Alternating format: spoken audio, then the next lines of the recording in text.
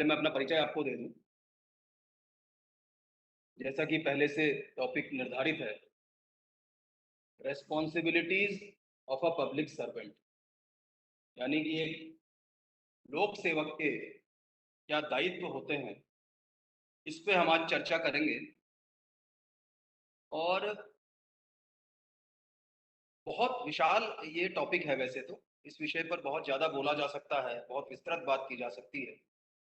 हम सीमित ढंग से करेंगे कि एक लोक सेवक क्या होता है, उसकी क्या डेफिनेशन है, क्या उसके दायित्व हैं, क्या क्या उसको करना चाहिए, किस तरह के उसको अपने आप लाइफ में खुद को प्रेजेंट करना चाहिए सोसाइटी के सामने। ये सारी बातें आज करेंगे। मैं अपना परिचय दे देता हूँ। मेरा नाम है डॉक्टर हेमंत कुमार पंत। जैसा कि आप स्लाइड पे देख भी रहे हैं, स्लाइड चल रही है ना सामने। और मैं यहाँ निदेशालय में जॉइंट डायरेक्टर के पद पर काम कर रहा हूँ, मोबाइल वेटनरी यूनिट के। लगभग 29 वर्ष का मेरा अनुभव है पशुपालन विभाग में। 1995 में मैंने ज्वाइन करा था और कई जिलों से, कई तरह की संस्थाओं से होते हुए लगभग 3.5 साल पहले मैं निदेशालय आया था और यहाँ मैं आज जॉइंट डायरेक्टर के पद पर कार्य कर रहा हूँ। तो एक बार पुनः आप सबका स्वागत। मेरे ख्याल से लगभग 370-371 लोग अभी जुड़ गए हैं। तो हम धीरे धीरे अपनी चर्चा को आगे बढ़ाते हैं। Responsibilities of a public servant, यानी कि एक लोक सेवक के क्या दायित्व हैं, उस पर हम आज चर्चा करेंगे। सबसे पहले लेकिन इसके लिए जानना जरूरी होगा कि आखिर पब्लिक सर्वेंट होता क्या है। और उससे पहले नेक्स्ट स्लाइड दिखाइए। अच्छा, मैं कर सकता हूँ, ठीक है।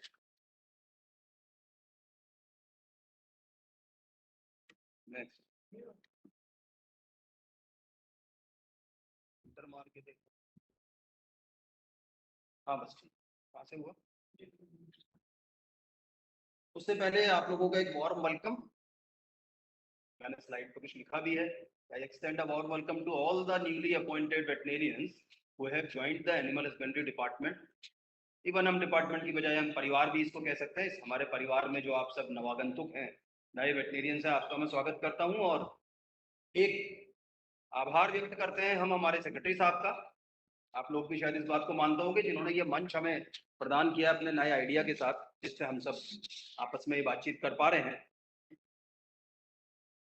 विषय पे आते हैं कि आखिर एक पब्लिक सर्वेंट या एक लोक सेवक क्या होता है। क्योंकि जब तक हमें ये पता नहीं होगा कि लोक सेवक क्या है, तब तक उसके दायित्वों पे हम चर्चा नहीं कर पाएंगे। अगर मोटे तौर से कहा जाए तो एक पब्लिक सर्वेंट का मतलब वो है कि एक ऐसा व्यक्ति जो किसी सरकारी नौकरी में हो। बड़ा मोटा मोटा शब्द है। It generally refers individuals employed by a government entity, जैसे चाहे वो सेंट्रल गवर्नमेंट हो चाहे स्टेट गवर्नमेंट हो, किसी भी तरह के गवर्नमेंट एंटिटी से जुड़ा हुआ व्यक्ति एक लोक सेवक। उदाहरण के लिए आप और हम यहाँ कार्य करते हैं पशु विभाग राजस्थान में, हम राजस्थान सरकार के द्वारा लोक सेवक हैं और they are responsible for providing services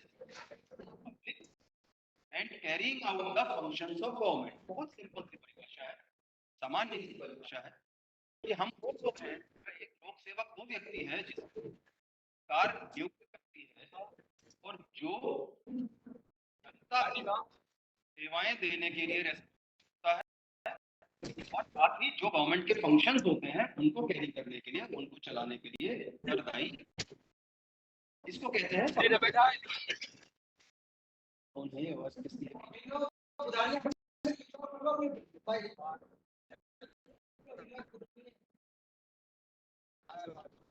ये जिनके भी माइक अगर ऑन है तो एक बार देख लें, अपने मोबाइल के माइक स्विच ऑफ कर लें। तो मूलतः लोक सेवक को हम जान जाते हैं कि लोक सेवक क्या है। परिभाषा में स्पष्ट होता है कि आप और हम पब्लिक सर्वेंट हैं, लोक सेवक हैं, और हमारी जिम्मेदारी लोगों तक सेवाओं को पहुंचाना और गवर्नमेंट के जो फंक्शंस हैं उनको कैरी करना, ये दो महत्वपूर्ण जिम्मेदारियां हैं। ये एक मोटी मोटी परिभाषा पब्लिक सर्वेंट की होती है। लेकिन जब हम इसकी लीगल डेफिनेशन की तरफ जाते हैं, इसकी वैधानिक परिभाषा क्या है? तो आप देखेंगे कि पब्लिक सर्वेंट जो शब्द है इसका इस्तेमाल जो आईपीसी की धारा 21 में, इंडियन पीनल कोड जो 1860 में बना था, उसकी धारा 21 में इसका उदाहरण किया गया था। पर जैसा कि आप जानते हैं अब ये इंडियन पीनल कोड की जगह भारतीय न्याय संहिता हो गया है। भारतीय न्याय संहिता 2023 में भी पब्लिक सर्वेंट को उद्धृत किया गया है और इन्होंने कुछ कैटेगरीज दी हैं। वो बहुत महत्वपूर्ण नहीं है जानना, लेकिन फिर भी अपनी नॉलेज के लिए हमें पता होना चाहिए कि क्या क्या कैटेगरीज हैं, कौन कौन लोग हैं जिनको पब्लिक सर्वेंट के रूप में माना गया है। Every commission officer in the army, navy और एयरफोर्स, यानी किसी भी तरह की फौज में, चाहे वो थल सेना हो, जल सेना हो या वायुसेना हो, उसमें जो कमीशन प्राप्त अधिकारी हैं या कमीशन ऑफिसर हैं वो पब्लिक सर्वेंट। बहुत सिंपल है। नेक्स्ट कैटेगरी बताई गई है कि एवरी जज including any person empowered by law to discharge whether by himself or as a member of any body of person any adjudicatory functions, जो किसी भी तरह से adjudicatory functions को कैरी करने के लिए योग्य होता है, ऐसे न्यायपालिका वाले अधिकारीगण, न्यायाधीशगण भी पब्लिक सर्वेंट ही हैं। इसी तरह से कोर्ट के ऐसे अन्य अधिकारी जैसे लिक्विडेटर कई बार नियुक्त किए जाते हैं, या कमिश्नर्स होते हैं, या रिसीवर्स होते हैं, या ऐसे अधिकारी जो किसी भी तरह के इन्वेस्टिगेशन करते हैं और रिपोर्ट करते हैं किसी मैटर ऑफ लॉ और फैक्ट में, या इस तरह के और भी लोग जो कोर्ट से जुड़े हुए हैं।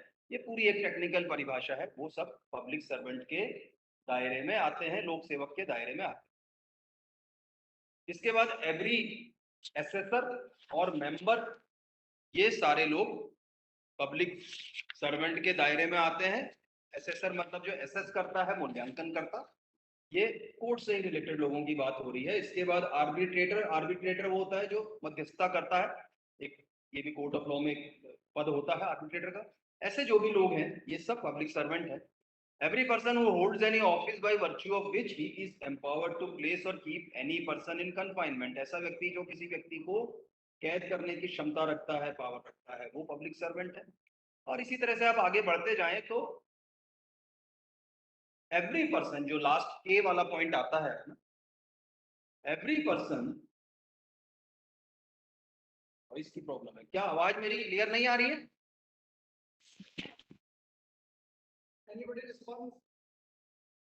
बताएं, बोल के बताएं। महिपाल सिंह जी कह रहे हैं कि नहीं आ रही है, बाकी लोगों को? हाँ, तो हो सकता है महिपाल जी आपके यहाँ कोई नेटवर्क का इश्यू होगा। ओके, ठीक है। तो अब हम जाते हैं नेक्स्ट कि हम किस कैटेगरी में हैं। Every person in the service और पे ऑफ द गवर्नमेंट और रेम्यूनरेटेड बाय फीस और commission for the performance of any public duty by the government, मतलब हम सरकार की पे में हमारी सर्विसेज हैं, यानी कि हम पब्लिक सर्वेंट हैं। इसके बाद बहुत सारे और भी लोग आते हैं।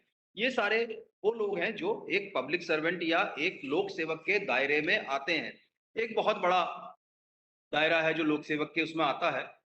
और ये बताना इसलिए आवश्यक है कि इतनी बड़ी परिभाषाओं के बावजूद भी हमारी संख्या सीमित है, हम बहुत ज्यादा संख्या में नहीं है लोग। तो इसका मतलब यह है कि हम समाज के लिए या इस सिस्टम के लिए महत्वपूर्ण लोग हैं।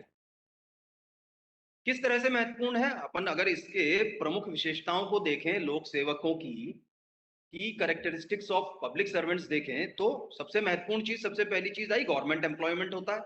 जैसा अपन अभी तक बात कर रहे हैं, they are directly employed by a government agency और डिपार्टमेंट, जैसे हम लोग हैं, ये एक पब्लिक सर्वेंट है। इसी तरह से हम पब्लिक सर्विस यानी लोक सेवा से जुड़े हुए हैं। Their primary role is to serve the public by providing various services and implementing government policies.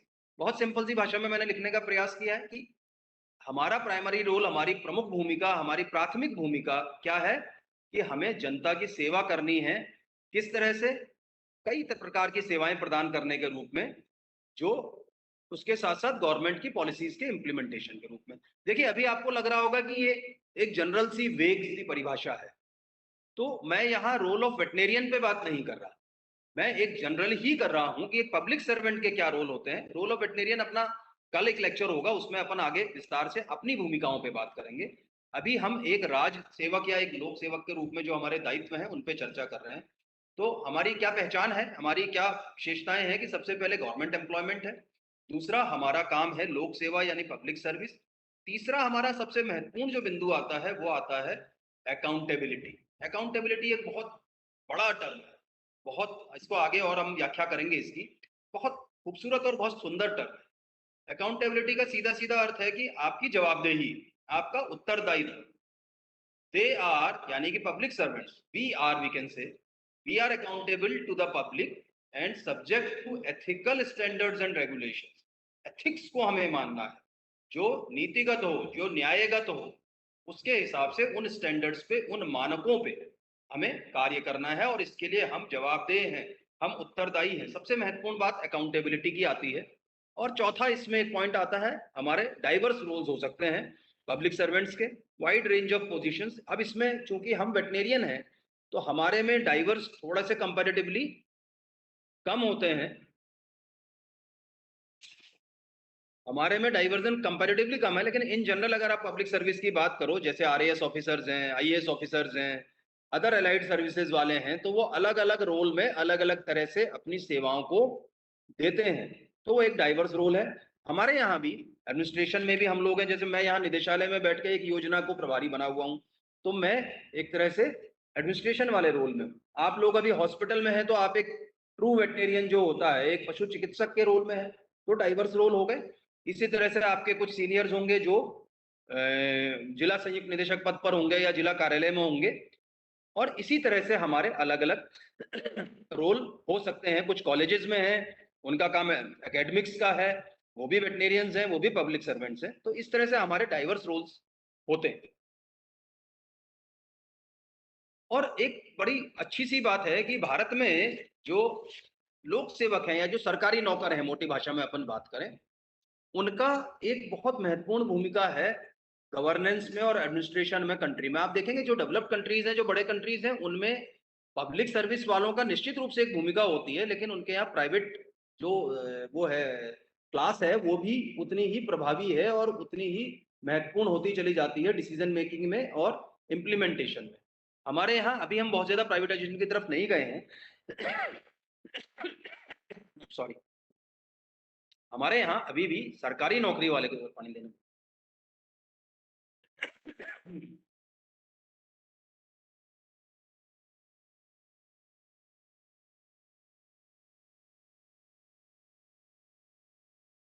तो जो हमें जो काम सौंपा गया है, we are interested with the responsibility of delivering essential services to the citizens.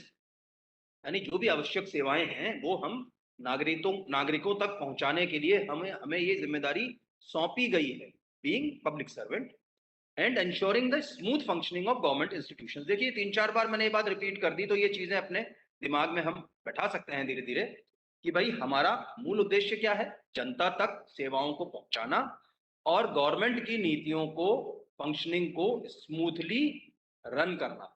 ये दो महत्वपूर्ण चैप्टर्स पे अपन बात करेंगे। और the concept of public service is deeply rooted in Indian culture.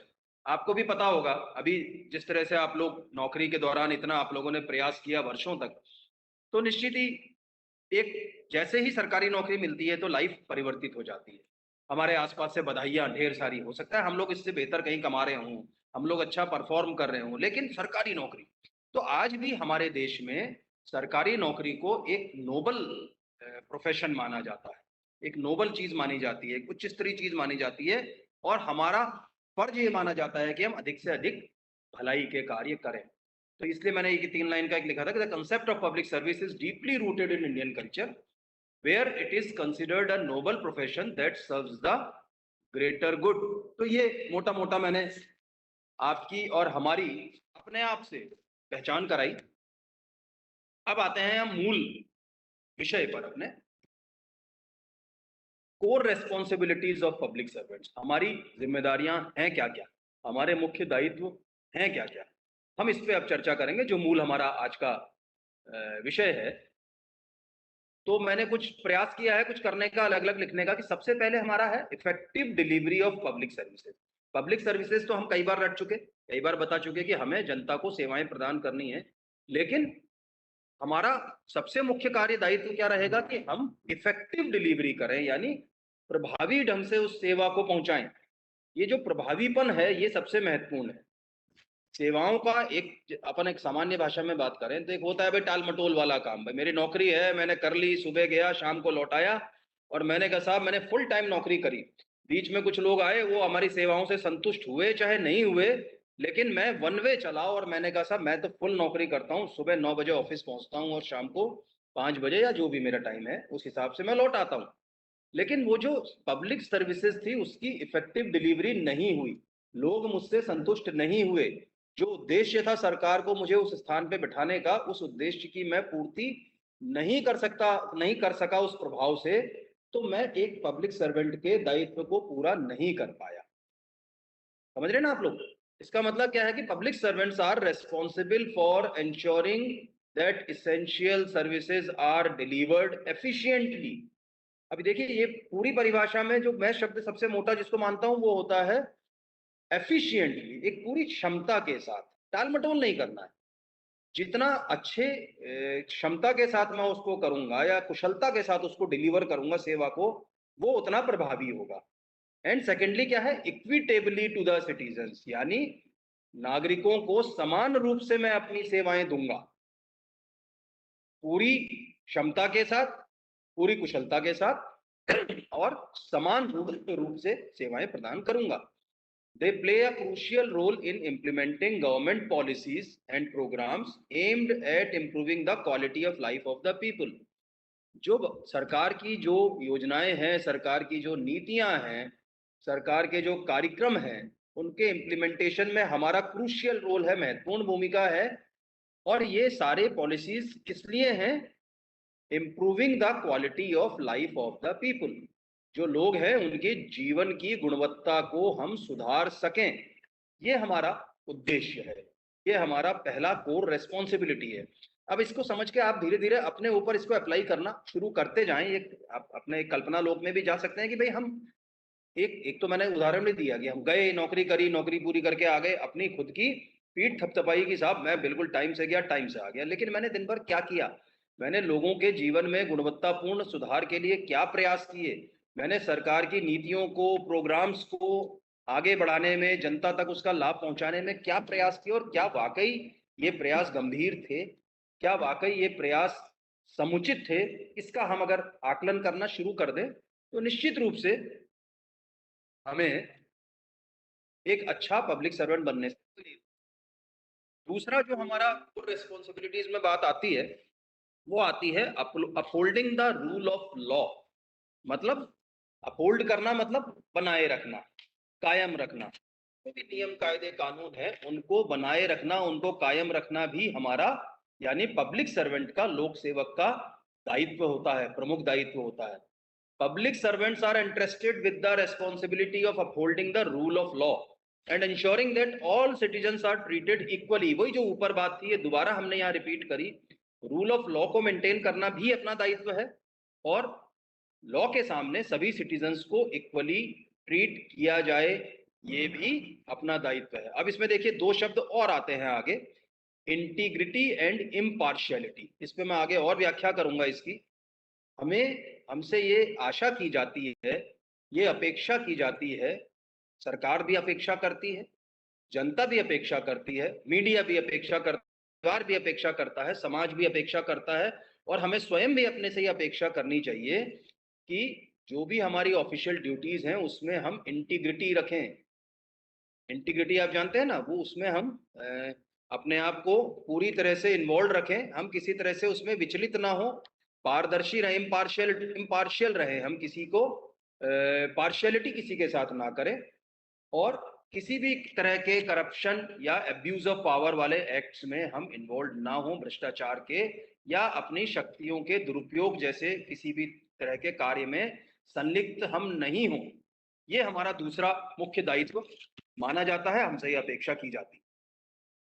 तीसरी बात आई वही ट्रांसपेरेंसी जो अभी बात करी, दोबारा आती है बात ट्रांसपेरेंसी एंड अकाउंटेबिलिटी। ये बार बार ये शब्द आएंगे, और यही सबसे महत्वपूर्ण गुण है एक पब्लिक सर्वेंट के, ट्रांसपेरेंसी एंड अकाउंटेबिलिटी। क्या होता है ट्रांसपेरेंसी? पारदर्शिता। अब पारदर्शिता के मायने बहुत सारे हैं, आप भी जानते हैं, आप समझते हैं। आपके कोई भी कृत्य, सरकारी दायित्व जो भी हैं, कोई भी काम ऐसे नहीं हो कि हमें छुपाने पड़े। सरकारी सिस्टम में रहते हुए जब मैं एक लोक सेवक के दायित्व निभा रहा हूं, उस समय लोक सेवक के रूप में मेरे कृत्य कोई भी ऐसे नहीं हो कि जो छुपे हुए हों। ट्रांसपेरेंसी के साथ मुझे काम करना है। ट्रांसपेरेंसी का मतलब क्या है कि मैं जो कर रहा हूं वो नजर आए, वो दिखे, मैं क्या कर रहा हूं, किन नियमों के तहत कर रहा हूं। ट्रांसपेरेंसी होगी तो आदमी कार्य गलत नहीं करेगा, सामने वाले को बताने में सक्षम होगा कि हाँ भाई ये ट्रांसपेरेंट वर्क है, मैं इसको कर रहा हूं, ये इसका नियम है, ये इसका कायदा है, मैं पूरे नियमानुसार पूरी ट्रांसपेरेंसी के साथ अपनी जिम्मेदारियों का वहन कर रहा हूं, अपने दायित्वों का निर्वहन कर रहा हूं। और यही मेरी अकाउंटेबिलिटी है, ये मेरा उत्तरदायित्व है। मेरा उत्तरदायित्व क्या है कि मैं ट्रांसपेरेंसी को भी बनाए रखूं, मैं सही ढंग से अपनी सेवाएं दूं, जो अभी तक हम लगातार रिपीट कर रहे हैं। Transparency and accountability are essential for building public trust. लोगों का ट्रस्ट, लोगों का विश्वास तभी होगा जब आप अपने कार्यों में ट्रांसपेरेंट रहेंगे और आप जवाबदेही अपनी मान के चलेंगे कि हाँ भाई I am accountable for this, ये जिम्मेदारी मेरी है। और कॉन्फिडेंस इन द गवर्नमेंट, यानी जनता में भी आपका विश्वास बनेगा और सरकार भी आप में विश्वास व्यक्त करेगी।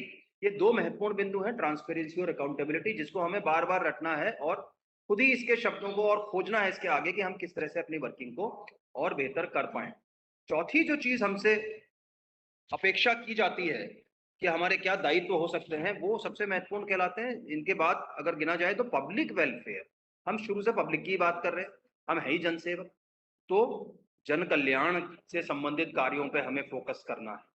सरकार की नीतियां जन कल्याण के लिए ही बनी होती हैं, लेकिन उनका इम्प्लीमेंटेशन भी हमें इस हिसाब से करना है कि वो जन कल्याणकारी रहें। हमारे किसी भी तरह के कृत्य में जनता का कल्याण बाधित नहीं हो। जन कल्याणकारी काम हमें करने हैं और विकासशील कार्य करने हैं, जिससे कि विकास हो। विकास किस तरह का? सामाजिक विकास, आर्थिक विकास, जनता का भी विकास, व्यक्तिगत विकास। अगर कोई व्यक्ति हमारे पास आ रहा है और हम किसी तरह के सरकारी योजनाओं का लाभ उसको दे रहे हैं, तो निश्चित रूप से उसको सामाजिक, पारिवारिक, आर्थिक विकास उसका भी होगा। तो public servants are responsible for promoting the welfare of the people. लोगों के वेलफेयर को प्रमोट करने के लिए हम जिम्मेदार हैं, ये हमारी जिम्मेदारी है। इसके साथ ही contributing to the development of the nation, राष्ट्र के विकास में भी हमारा योगदान है और होना चाहिए। हम जो मैं शुरू में भी मैंने कहा, बार बार हम इस चीज को ध्यान में रखें कि मैं एक नौकरी में अगर आ गया हूं, एक लोक सेवक के रूप में आ गया हूं, तो मेरे दायित्व बहुत बढ़ गए हैं। मैं एक आम नागरिकों की भीड़ से उठ के अलग हो गया हूं। क्यों? क्योंकि बहुत कम लोग हैं जिनके पास राज सेवक या लोक सेवक होने का मौका होता है, और वो भी अधिकारी के रूप में। और हम तो इस प्रोफेशन में, इस नोबल प्रोफेशन में है एक वेटनेरियन के रूप में। तो हम अपनी जिम्मेदारियों को बहुत गंभीरता से हमें लेना पड़ेगा, क्योंकि हमारे ऊपर ही इस राष्ट्र का विकास, इस समाज का विकास निर्भर है। So we are expected to work towards improving the economic conditions of the people, जो मैंने अभी पहले कहा आपको। हम लोगों की आर्थिक स्थितियों में सुधार के लिए इस तरह से कार्य करें कि उसमें सुधार हो। रिड्यूसिंग पॉवर्टी एंड इनइक्वालिटी, गरीबी में कमी आए, इनइक्वालिटी में कमी आए, और सोशल जस्टिस को हम प्रमोट कर पाए, सामाजिक न्याय जो है उसको हम प्रमोट कर पाए। ये महत्वपूर्ण चीजें, मेरे ख्याल से यहाँ तक आपको चीजें स्पष्ट हो रही होंगी। ये हमारे दायित्व हैं और इनको आप नोट भी करें, इनको आप अपने संज्ञान में रखें। होता क्या है, कुछ समय बाद हम इन चीजों को भूलने लगते हैं। ये सारी वो बातें हैं जिनको हमें रेगुलरली रिपीट करना चाहिए। हमें पलट के पन्ने देखने चाहिए कि भाई हमारी जिम्मेदारी क्या है इस राष्ट्र के प्रति, हमारी जिम्मेदारी क्या है इस समाज के प्रति। एक आपने सुना होगा, मैं थोड़ा सा डाइवर्ट करता हूँ बीच में, एक होता है CSR, कॉर्पोरेट सोशल रेस्पॉन्सिबिलिटी। आप लोगों ने सुना होगा। CSR क्या होता है कि जो कॉर्पोरेट्स हैं उनको सरकार ने कहा कि भाई आप जो कॉर्पोरेट लोग हो, इतना कमाते हो सोसाइटी से, जितना धन आप प्राप्त कर रहे हो, तो आपकी रेस्पॉन्सिबिलिटी है लोगों को उसके बदले कुछ लौटाना। समाज को वापस देना। तो एक उनके लिए उनके लाभ में से 1% कुछ तय कर दिया गया, जो भी 2, 4, 5%, मुझे एग्जैक्टली नहीं पता, किस प्रतिशत से आप जनहित के कार्य करेंगे, वो CSR कहलाया। ये सोशल रेस्पॉन्सिबिलिटी हम सबकी है। हमें समाज ने इतना दिया, हमें इस स्तर पे लाए, हम आज लोक सेवक के रूप में अपने आप को स्थापित कर पाए, हमारी शिक्षा दीक्षा सब कुछ समाज का ही दिया हुआ है। तो हमारा फर्ज है, जब हम उन गिने चुने लोगों में आ गए हैं जो ऊपर पब्लिक सर्वेंट के रूप में बैठे हैं, कि हम अपनी जिम्मेदारियों को गंभीरता से निभाएं और समाज को जितना हो सके लौटा पाएं। अब हमारी रेस्पॉन्सिबिलिटी, हम चूंकि लाभ नहीं ले रहे हैं, धन का लाभ वो कॉर्पोरेट वाले ले रहे हैं, तो वो धन के रूप में समाज को लौटाते हैं। हम अपने कर्मों से, अपने कार्यों से, अपने कृत्यों से, अपने ड्यूटीज को निभा के हम इसको कर सकते हैं। अगले उस पे आते हैं, स्लाइड पे, की कंसिडरेशंस फॉर फुलफिलिंग रेस्पॉन्सिबिलिटीज। यानी कि हम अपनी जो जिम्मेदारियां हैं, जो उत्तरदायित्व हैं हमारे, उनको फुलफिल करने के लिए, उनको पूरा करने के लिए क्या मुख्य बिंदु हैं जिन पे ध्यान दें। ये एक महत्वपूर्ण बिंदु है, इस पे आपको जरूर रखना चाहिए, और मैं तो ये चाहूंगा कि आप लोग इसको, इन बातों को अवश्य नोट करें। मैंने भी कुछ दिन बड़ी मेहनत करी इस स्लाइड को बनाने में, क्योंकि ये मेरा विषय नहीं था, लेकिन आप लोगों के बहाने मुझे अच्छा लगा कि मैं ऐसे वाले विषय पे भी आ गया हूँ। मैं अन्य विषयों पे बहुत लेक्चर देता रहा हूँ, लेकिन ये एक अच्छा, आप लोगों के बहाने मुझे नया विषय मिला है, तो मैंने इस पर काफ़ी रिसर्च, काफ़ी मेहनत करी। इसको आप लोग रखें। जैसे सबसे पहला क्या की कंसिडरेशन अपन मानते हैं, एडहेरेंस टू एथिकल स्टैंडर्ड्स, नैतिक मानदंडों का पालन। एथिकल, नैतिकता, स्टैंडर्ड्स, मानदंड। तो नैतिक मानदंड अपन सारे जानते हैं, इस पे हमें टिका रहना है, इनका पालन हमें करना ही करना है। Public servants are expected to uphold the highest ethical standards. अब देखिए, इसमें एक छोटा सा अंतर है।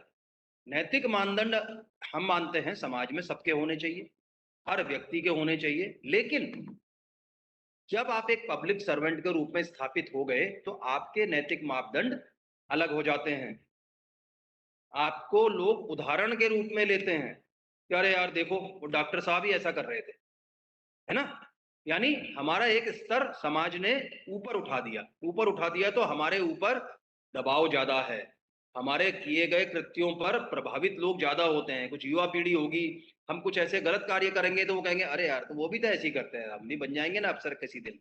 तो हमें अपने नैतिक मानदंडों को बहुत सोच समझ के पालन करना है, क्योंकि हम उदाहरण ना बने समाज में, गलत काम के लिए अच्छे के उदाहरण बने, इस पे हमें कार्य करना है। इसके लिए हमें क्या क्या बिंदुओं पर ध्यान रखना होगा। किसी का स्पीकर ऑन हो गया, एक बार देख लें, कहना चाह रहे हैं तो बताएं, नहीं तो अपना स्पीकर ऑफ कर लें। आवाज आ रही है?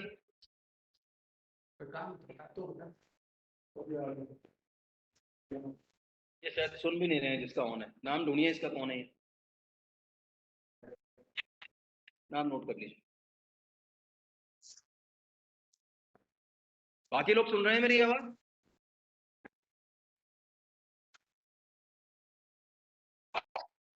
चलिए, मैं ये मान के चलता हूँ कि मेरी आवाज आप तक जा रही है।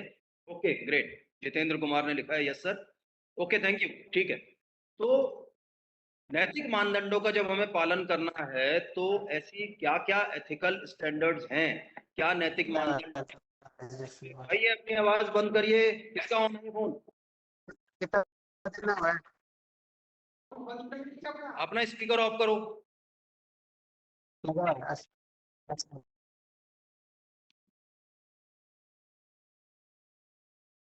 तो क्या ऐसे नैतिक मानदंड मानदंड हैं जिनकी हम बात करते हैं, जिसपे हम परखे जाते हैं, जिसपे समाज हमें देखता है, और जिसपे हमारी सारा सेवा निर्भर होती है। सबसे पहले होती है हमारी इंटीग्रिटी। ये शब्द शुरू में भी आया था। इंटीग्रिटी का मतलब है सत्यनिष्ठा, acting honestly and with integrity in all official dealings. बिल्कुल साफ शब्दों में छोटा छोटा मैंने लिखने का प्रयास किया।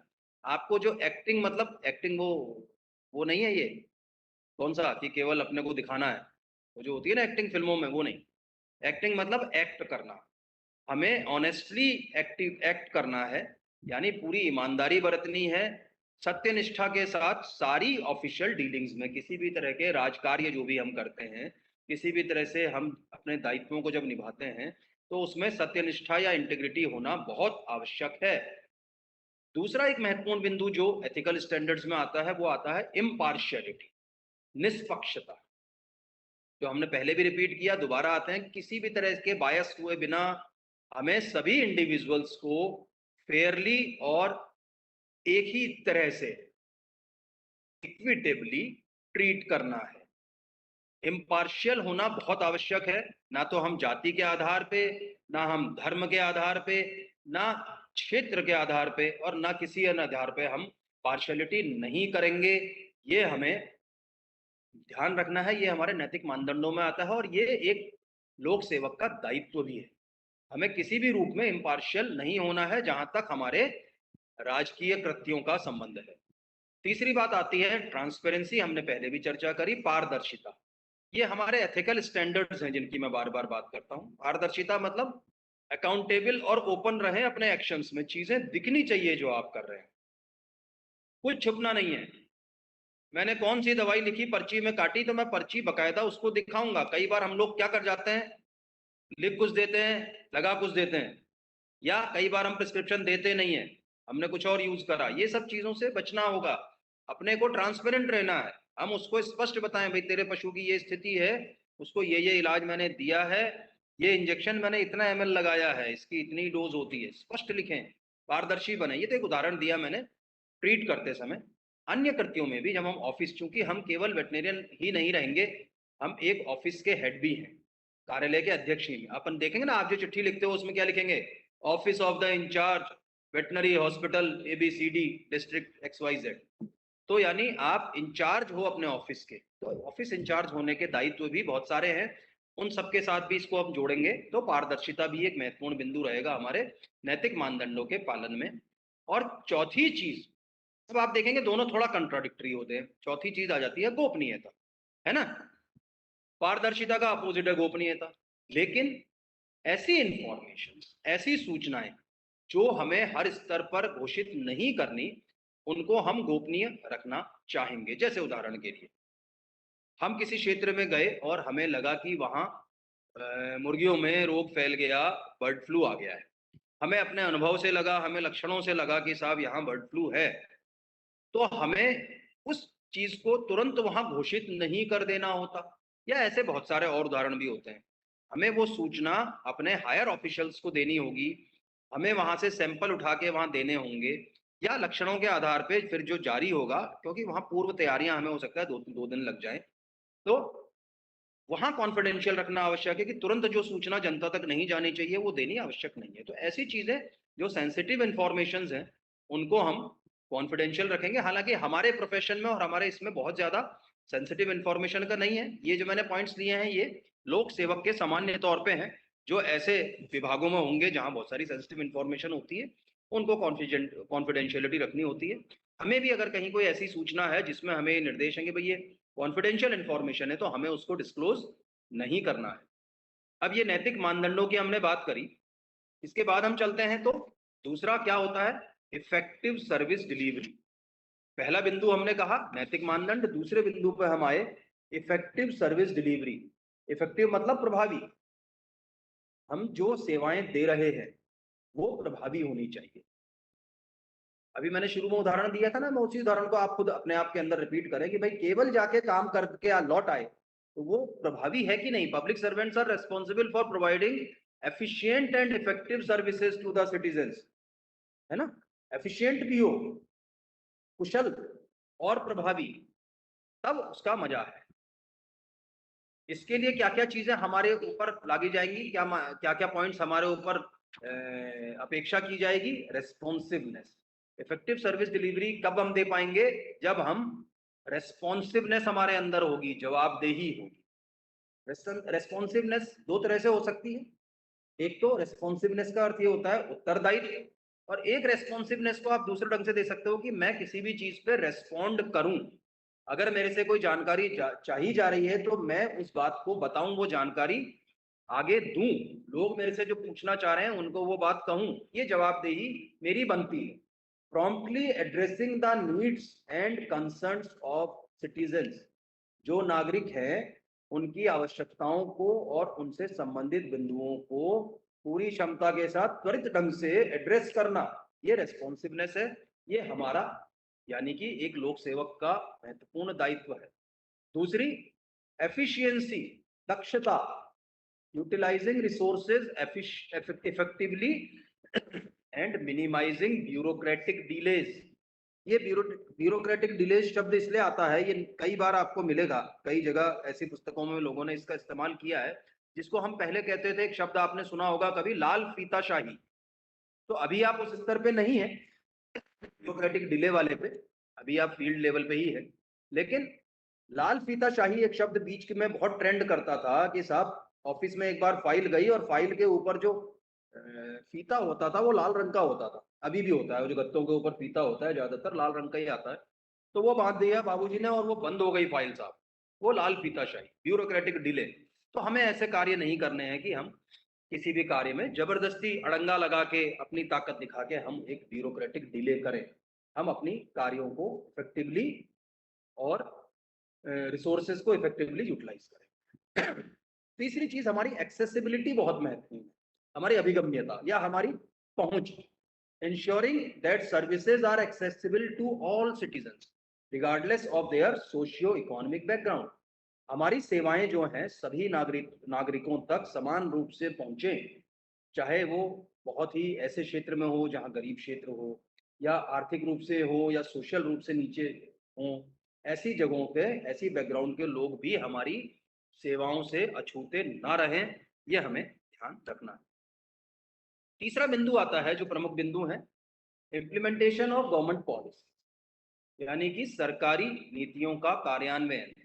जो भी गवर्नमेंट पॉलिसीज हैं उनका इम्प्लीमेंटेशन करने के लिए क्या महत्वपूर्ण बिंदु हैं जो हमें सामने आएंगे। हमारे तीन महत्वपूर्ण बिंदु मुझे लगते हैं, आपको और अच्छे लगते होंगे तो आप अपनी डायरी में और ज्यादा पॉइंट्स सोच समझ के लिख सकते हैं अपने लिए ही। पहली चीज होती है अंडरस्टैंडिंग, ये सबसे महत्वपूर्ण। जब तक हम किसी चीज को समझेंगे नहीं, जैसे आजकल क्या हो रहा है, जब से ये सोशल मीडिया का जमाना आया, हम भी देखते हैं बहुत सारे इश्यूज में, बहुत सारे हमारे ग्रुप्स भी हैं उनमें भी होता है, हम चीजों को समझे बिना तुरंत निष्कर्ष पे पहुंच जाते हैं और उसको अपने पहलू से समझाना या समझना शुरू कर देते हैं। समझ रहे हैं आप मेरी बात? Understanding is very necessary. thoroughly understanding the objectives and implications of government policies।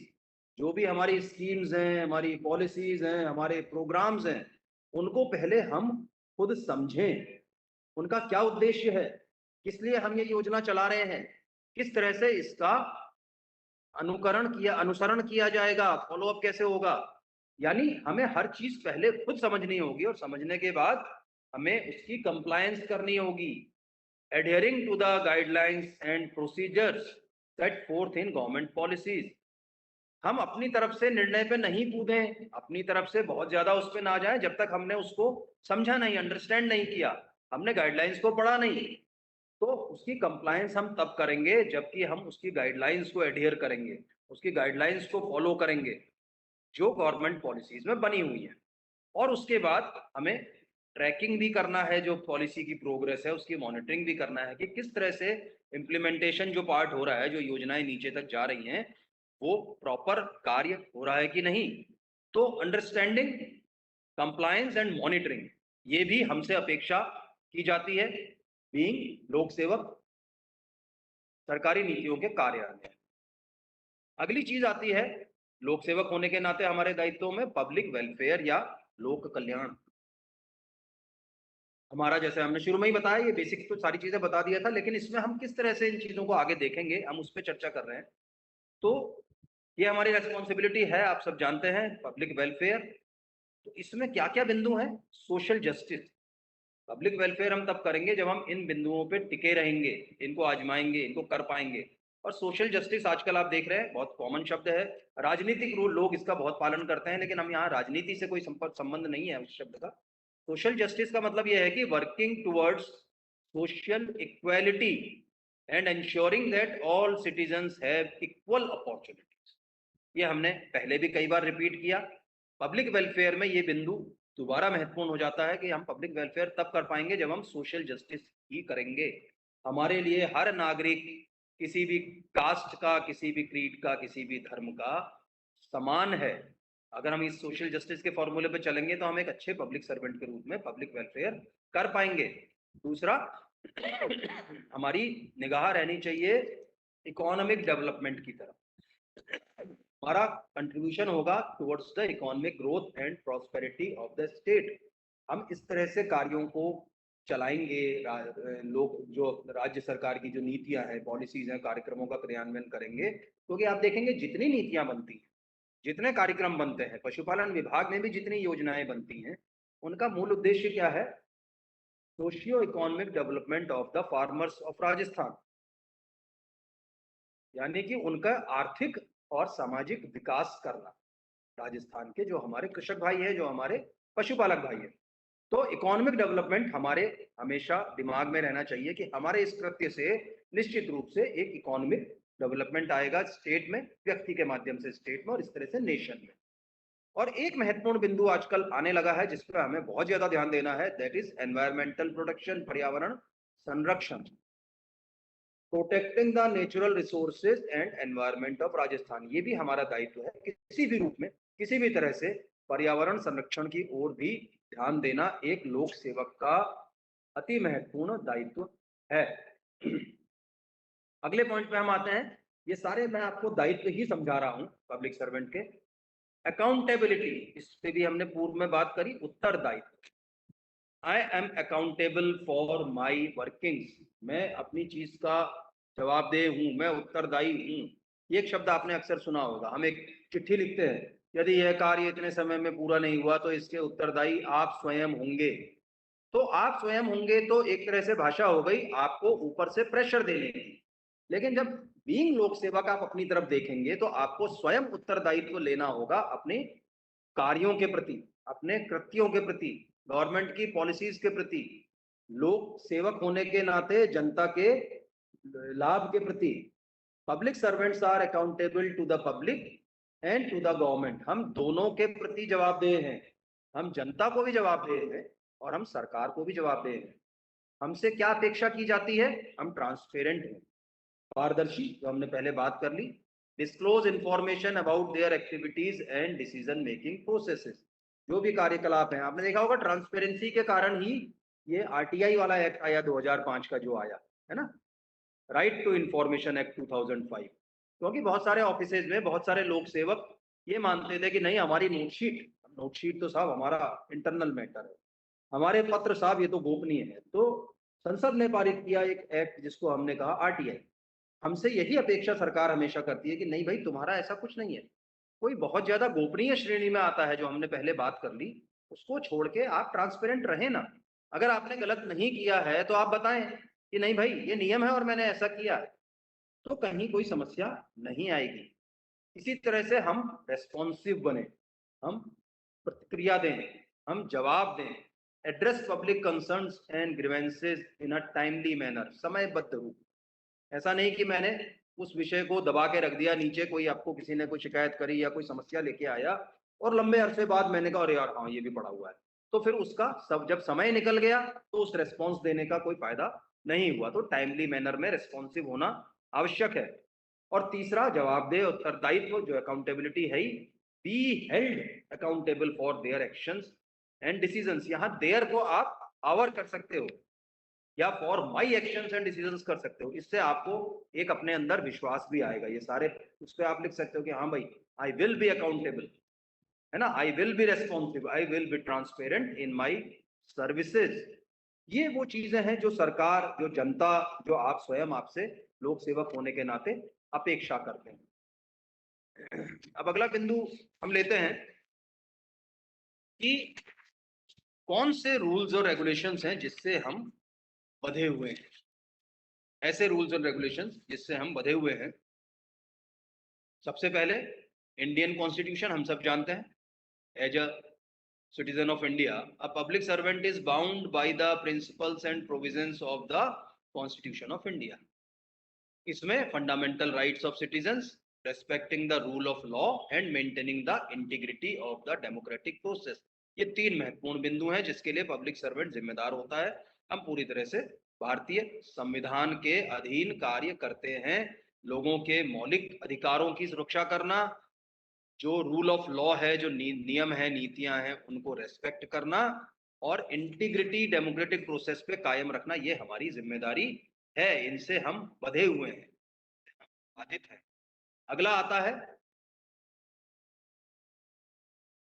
The Rajasthan state action rules में। अगर हम बात करें तो कुछ मोटे मोटे मैं बता रहा हूं, ऐसे बहुत सारे रूल्स और कंडक्ट रूल्स हैं हमारे ऊपर भी, बट एक पब्लिक सर्वेंट्स के कंडक्ट के लिए Rajasthan civil services conduct rules 1971 है, जिसके तहत हम लोग बंधे हुए हैं, जिसके तहत हमारे ऊपर कार्यवाहियां भी होती हैं। लेकिन अगर हम पहले से उन रूल्स को पढ़ें, उसके आधार पर हम काम करें, उसके अनुसार हम अपने कृत्य करें, तो निश्चित रूप से वो चार्जशीट मिलना और इन सबके तहत कार्रवाई होने की संभावना बहुत कम रहती है।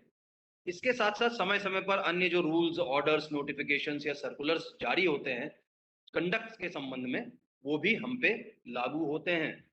सर्विस रूल्स हैं, राजस्थान सर्विस रूल्स, ये हमें गवर्न करते हैं और इसके तहत ही हम अपनी सर्विसेज देते हैं। इसके अलावा फाइनेंशियल रूल्स हैं कुछ। अभी आपको फाइनेंशियल हो सकता है बहुत जरूरत ना पड़े, लेकिन धीरे धीरे जब आप उच्च पदों पर जाएंगे तो आपको फाइनेंशियल रूल्स की भी नॉलेज होनी आवश्यक होगी, जिसमें खास तौर से general finance and accounts rules यानी GF&AR, और ये transparency in public portal RTPP, Rajasthan transparency in public portal rules, ये 2013 के हैं। ये इस तरह के ये फाइनेंशियल रूल्स हमारे यहाँ लागू हैं, जिनके अंतर्गत हमें, इनके नियमों के तहत हमें कार्य करना होता है। कुछ डिपार्टमेंट्स के अपने लॉज होते हैं, जैसे हम यहाँ बात करें तो Rajasthan animal husbandry service rules 1963 बना हुआ है, जिसके तहत हमारी सर्विसेज को डिफाइन किया गया है। इसके अलावा कुछ रूल्स ऐसे हैं, जैसे हम लोग बीइंग वेटनेरियन, हम veterinary council of India act 1984 के तहत बातें हैं, तो veterinary council of India act के तहत भी हमें अपने आप को बंध के कार्य करना है। कुछ एथिकल कोड्स और other relevant laws and regulations हैं, इन पे हमें, इनके अंतर्गत हमें कार्य करना है। ये मोटी मोटी जो चर्चाएं थी, मेरे ख्याल से आप लोगों को काफी हद तक स्पष्ट हुई होंगी। इन सब में हमने ये बताने का प्रयास किया कि एक लोक सेवक होने के नाते आपको क्या क्या आपके दायित्व होंगे और किस तरह से आप अपने आप में कॉन्फिडेंस ला सकते हैं। आप इन चीजों को अगर समझेंगे, जानेंगे, तो निश्चित रूप से आपके अंदर आत्मविश्वास आएगा और आप एक बेहतर लोक सेवक के रूप में परफॉर्म कर पाएंगे। क्योंकि मैंने आपको शुरू में परिचय दिया, लगभग 29 वर्ष का मेरा भी अनुभव है। कुछ छोटी छोटी से कुछ पॉइंट्स जो मैं अपनी तरफ से कहना चाहूंगा कि आप उन गिने चुने लोगों में से हो जिनको ये प्रिविलेज मिला है कि एक गवर्नमेंट सर्विस में आप आए, है ना। तो अपने आप को सबसे पहले तो गवर्नमेंट के पार्ट के रूप में देखें। You are a part of government. सरकार ऐसा कर लेगी ऐसा नहीं होगा, यू आर द गवर्नमेंट, आप ही गवर्नमेंट। सरकार सरकार कोई जीती जागती चीज नहीं होती, व्यक्तियों से बनती है, तो हम भी उसी सरकार के एक हिस्सा हैं। एक मैंने इसमें सुझाव देने का प्रयास किया कि face your responsibilities, don't run away from your duties. अपनी जिम्मेदारियों को सामना करें उनका, भागने से कुछ नहीं होगा। Be a part, share your ideas, आपके जो भी आइडियाज हो शेयर करें, केवल व्हाट्सएप पे मत करें, अच्छे प्रभावी आइडियाज के साथ संबंधित अधिकारी से बातचीत करें। हो सकता है आप नए लोग हैं, आपके पास कुछ नए विचार हों, तो सही प्लेटफॉर्म पे, सही स्थान पे, सही ढंग से आप अपने आइडियाज को शेयर करने से नहीं चूकें।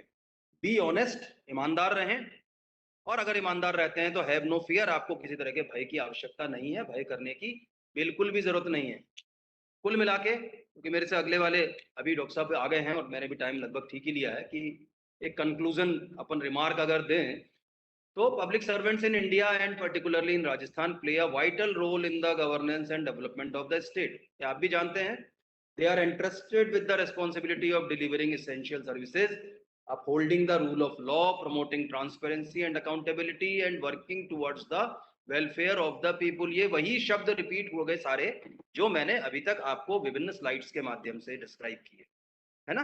तो by fulfilling your duties with integrity and dedication, public servants can contribute significantly to the progress and prosperity of the nation। हमारा मूल उद्देश्य क्या है, इस राष्ट्र का संवर्धन, इस राष्ट्र को प्रॉस्पर करना, इस राष्ट्र को विकसित करना, और उसमें हमारा योगदान सर्वाधिक रहेगा। चूंकि हम गिने चुने लोगों में से हैं, हम लोक सेवक हैं, हमारे दायित्व बहुत है। हम जनता के प्रति भी जिम्मेदार हैं, हम सरकार के प्रति भी जिम्मेदार हैं, अपने परिवार के प्रति भी जिम्मेदार हैं, अपने समाज के प्रति भी, बच्चों के प्रति भी, माँ बाप के प्रति भी। तो ये सारी चीजें सोच के अगर हम कृत्य करेंगे तो निश्चित रूप से हम एक अच्छे पब्लिक सर्वेंट बन पाएंगे। ये मेरे अंतिम रिमार्क्स आपके लिए। मुझे पूर्ण विश्वास है कि पशुपालन विभाग में नव पदस्थापित आप सभी पशु चिकित्सक लोक सेवक के रूप में अपने दायित्वों को समझेंगे एवं समाज में श्रेष्ठ मानव, श्रेष्ठ नागरिक तथा श्रेष्ठ लोक सेवक के रूप में प्रतिमान स्थापित करेंगे। बहुत बहुत धन्यवाद। Vande Mataram. Thank you so much. करना चाहे कुछ है? हाँ, तो आप ले सकते हैं। कोई भी कुछ पूछना चाहे तो प्लीज रेज योर हैंड पे क्लिक करो, हम इनेबल कर देंगे। आप बात कर सकते हैं सर से।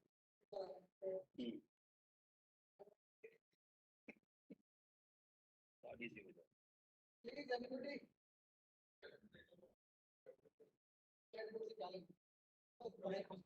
डायरेक्टली बात कर लीजिए। चलिए ठीक है, thank you so much. Thanks everybody. ये क्लास डॉक्टर पुरुषोत्तम को लेनी थी, बट डॉक्टर पुरुषोत्तम थोड़ा बिजी है, इस वजह से उनकी जगह मैं आपकी ये क्लास ले रहा हूँ।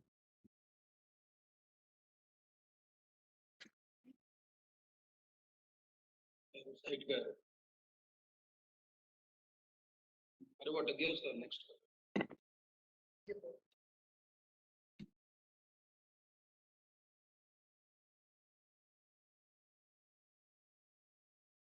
तो आप सबको पता है दोनों डिजीज के बारे में, एफएमडी भी ब्रुसेलोसिस भी। सिम्टम हम लोग डिस्कस नहीं करेंगे। FMD is highly contagious disease, आपको पता है, हाई मॉर्बिडिटी लो मोर्टिलिटी और loss of production is the important symptom for FMD. ऐसे ब्रुसेलोसिस के लिए, brucellosis is a contagious disease and also STD. Episodic abortions होते हैं, मतलब एक साथ बहुत सारे अबॉर्शन हो सकते हैं हर्ड के अंदर। Up to 40-50% of animal can abort simultaneously. एक बार जो एनिमल पॉजिटिव हो जाता है, लाइफ लॉन्ग उसकी शेडिंग होती है और it's an important zoonotic disease human के लिए, एटलीस्ट वेटनेरियंस के लिए इम्पोर्टेंट जूनोटिक डिजीज।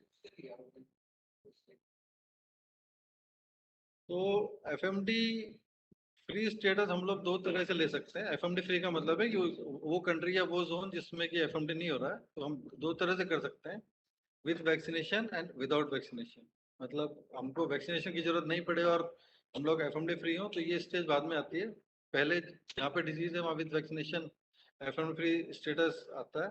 अगर एक स्मॉल एरिया में आता है तो उसको जोन बोलते हैं, FMD free with vaccination, FMD free zone with vaccination, और FMD free country with vaccination, या फिर FMD free zone without vaccination and FMD free country without vaccination. तो इसमें जैसे कि अगर राजस्थान है मान लीजिए इंडिया के अंदर, तो अगर राजस्थान या हिमाचल या पंजाब कोई अगर एफएमडी फ्री हो जाता है तो वो एक जोन होगा जो कि एफएमडी फ्री होगा, और जब पूरी कंट्री एफएमडी फ्री होती है तो वो एफएमडी फ्री कंट्री कहलाती है। तो 5 स्टेटस हैं, FMD free without vaccination, FMD free with vaccination country के लिए, FMD free zone without vaccination and FMD free zone with vaccination. तो और एक होता है एफएमडी अफेक्टेड या एफएमडी एंडेमिक कंट्रीज। तो India is FMD endemic countries और बहुत सारी कंट्रीज हैं जो एफएमडी फ्री है। अब एफएमडी फ्री होने से क्या दिक्कत है, क्या फायदा है एफएमडी फ्री होने का, कि डब्ल्यूटीओ जो है वर्ल्ड ट्रेड ऑर्गेनाइजेशन, उसके हिसाब से डब्ल्यूएच जो है वो एनिमल हेल्थ इश्यू का इंटरनेशनल ट्रेड में जो भी कुछ देखना है वो डब्ल्यूएच देखेगा। और इंडिया क्योंकि डब्ल्यूटीओ का मेंबर भी है और डब्ल्यूएच का मेंबर भी है, तो इंडिया को भी इसके जो नॉर्म्स है वो सारे फॉलो करने पड़ेंगे।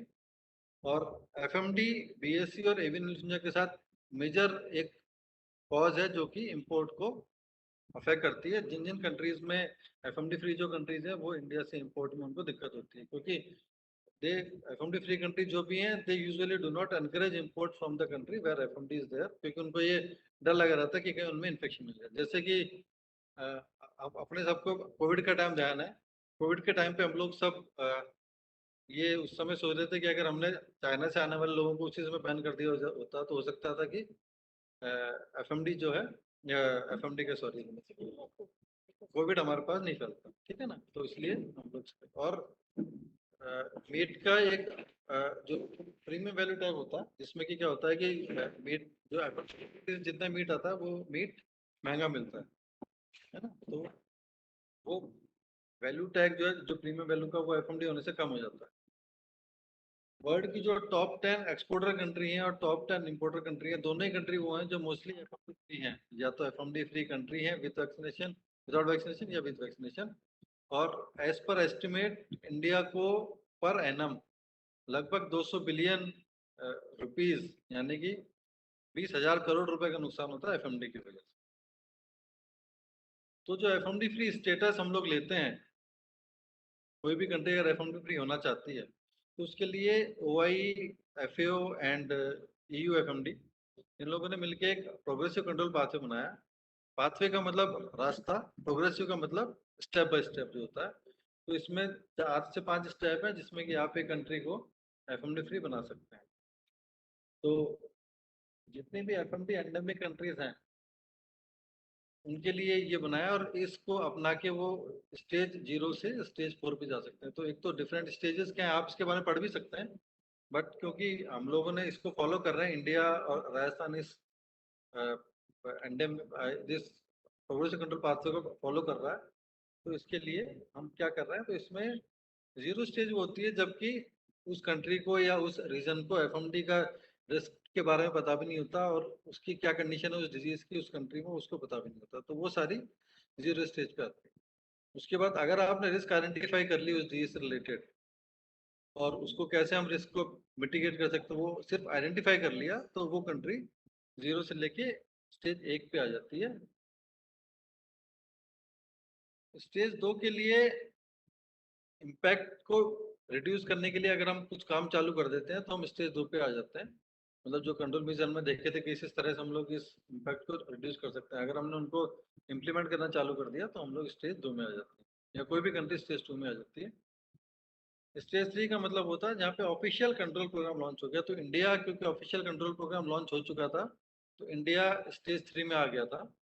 और स्टेज 3 के बाद में स्टेज 4 में जब ओआई उस प्रोग्राम को एंडोर्स कर देता है कि हाँ इस कंट्री ने कंट्रोल प्रोग्राम स्टार्ट कर दिया है और एज पर ओआई नॉर्म्स होते हैं, तो वो उसको स्टेज 4 में दे देते हैं। तो अभी हम लोग जो है ट्रांजिशन फेज में है स्टेज 3 टू स्टेज 4 के। तो हम लोग फ्रीडम विद वैक्सीनेशन का जो स्टेटस है उसको हम अचीव करना चाहते हैं। स्टेज 4 के बाद 2 स्टेटस ऐसे हैं जो कि हम लोग अचीव कर पाएंगे।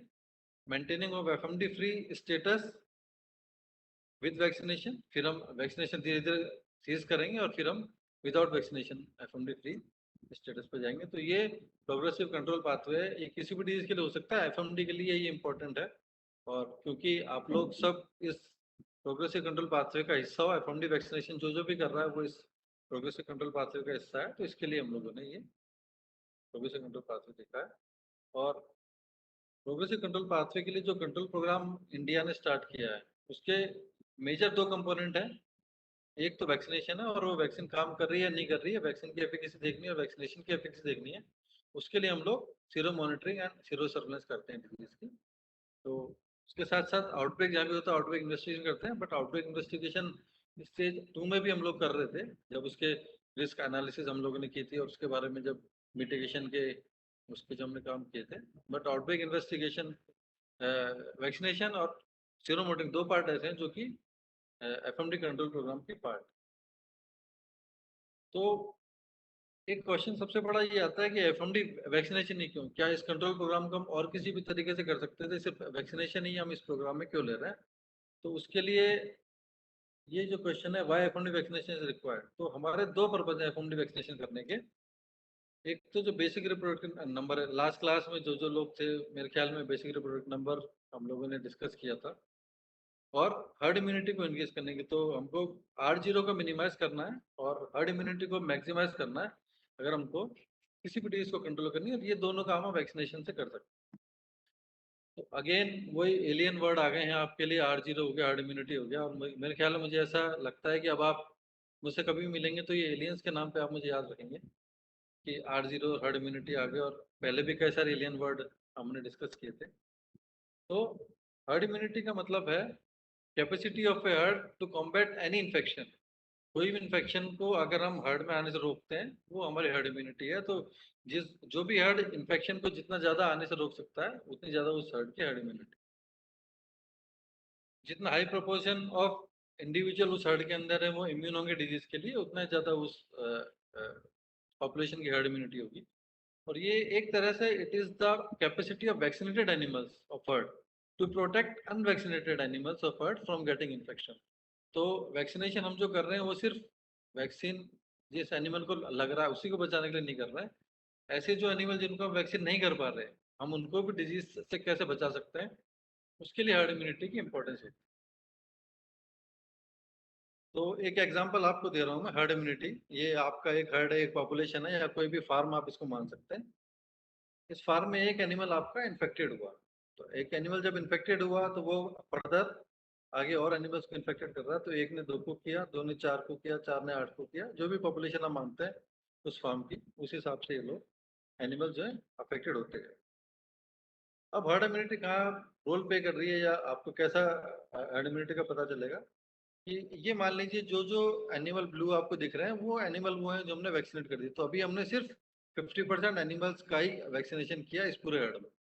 8 एनिमल ऐसे हैं जो कि अनवैक्सीनेटेड हैं, और 7 एनिमल ऐसे हैं जो वैक्सीनेट किया, तो लेस देन 50% है।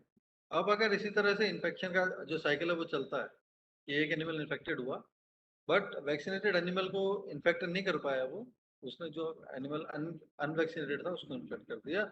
ऐसी ये चेन चलती गई तो एक एक करके इन्फेक्शन बढ़ता गया, but number of animals infected आपके बहुत कम हो गए।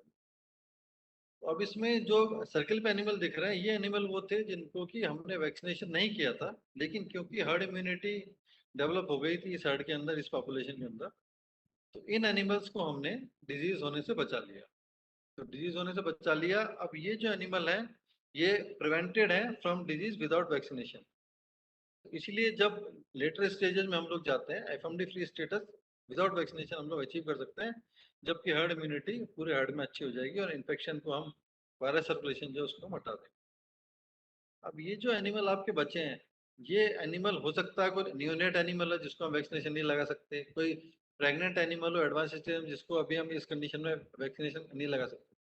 ये एनिमल वो होते हैं जिनको सबसे ज्यादा चांसेस होते हैं डिजीज होने के, क्योंकि इन एनिमल्स की इम्यूनिटी लो होती है। तो अब हमने 2 काम किए। एक तो हमने इनको बिना वैक्सीनेशन लगाए हुए भी प्रोटेक्शन दे दिया, तो इसकी वजह से जो मतलब एक्सेसिव रिस्क वाले एनिमल थे उनको भी हमने विदाउट वैक्सीनेशन ही प्रोटेक्शन कर लिया। तो फर्स्ट रीजन जो वैक्सीनेशन का है वो है डेवलपमेंट ऑफ हर्ड इम्यूनिटी, जिससे कि हम हमारे जो ऐसे एनिमल हैं जिनको हम वैक्सीन नहीं लगा सकते उनको हम प्रोटेक्ट कर सकते हैं डिजीज। सेकंड रीजन है to minimise basic reproductive number या R0। R0 आप सबको पता है कि एक एनिमल या एक ह्यूमन और कितने ह्यूमन या एनिमल को एवरेज इन्फेक्ट कर सकता है, उसको बोलते हैं बेसिक रिप्रोडक्टिव नंबर या R0। तो जो हमने एक एग्जांपल लिया था अभी, उसके अंदर R0 हमारा 2 था, जिसमें एक एनिमल 2 एनिमल्स को अफेक्ट कर रहा था। तो सिंपल है, अगर हम R0 को लेस देन 1 रख पाए तो डिजीज इवेंचुअली डिसअपियर हो जाएगी। अगर R0 इक्वल्स टू 1 रहेगा तो डिजीज एंडेमिक रहेगी, और मोर देन 1 रहेगा तो उस डिजीज के अंदर एक पोटेंशियल है एपिडेमिक कॉज करने का, और वो डिजीज हमारी बढ़ती जाएगी। तो एफएमडी के लिए जो यूजुअल बेसिक रिप्रोडक्टिव नंबर है R0 जो 1.65 टू 1.98 है। तो FMD is an highly infectious disease, इसीलिए it's an highly contagious disease कि ये बहुत तेजी से प्रोपेगेट करती है डिजीज। अब R0 का फार्मूला आ गया, अब आप फिर कहेंगे ये क्या आ गया। तो इसमें 3 कंपोनेंट आपको दे रखे हैं, तो इन कंपोनेंट से हम लोग ये देखेंगे कि वैक्सीनेशन से कैसे R0 कम हो सकता है। तो इसमें हमारे 3 चीजें हैं। Beta equal to risk of transmission rate per contact, K is equal to number of potentially infected contacts per unit of time, और D है duration of infectivity of an infected individual, उसी टाइम पीरियड में हम लेते हैं जिसमें कि हमने K लिया है।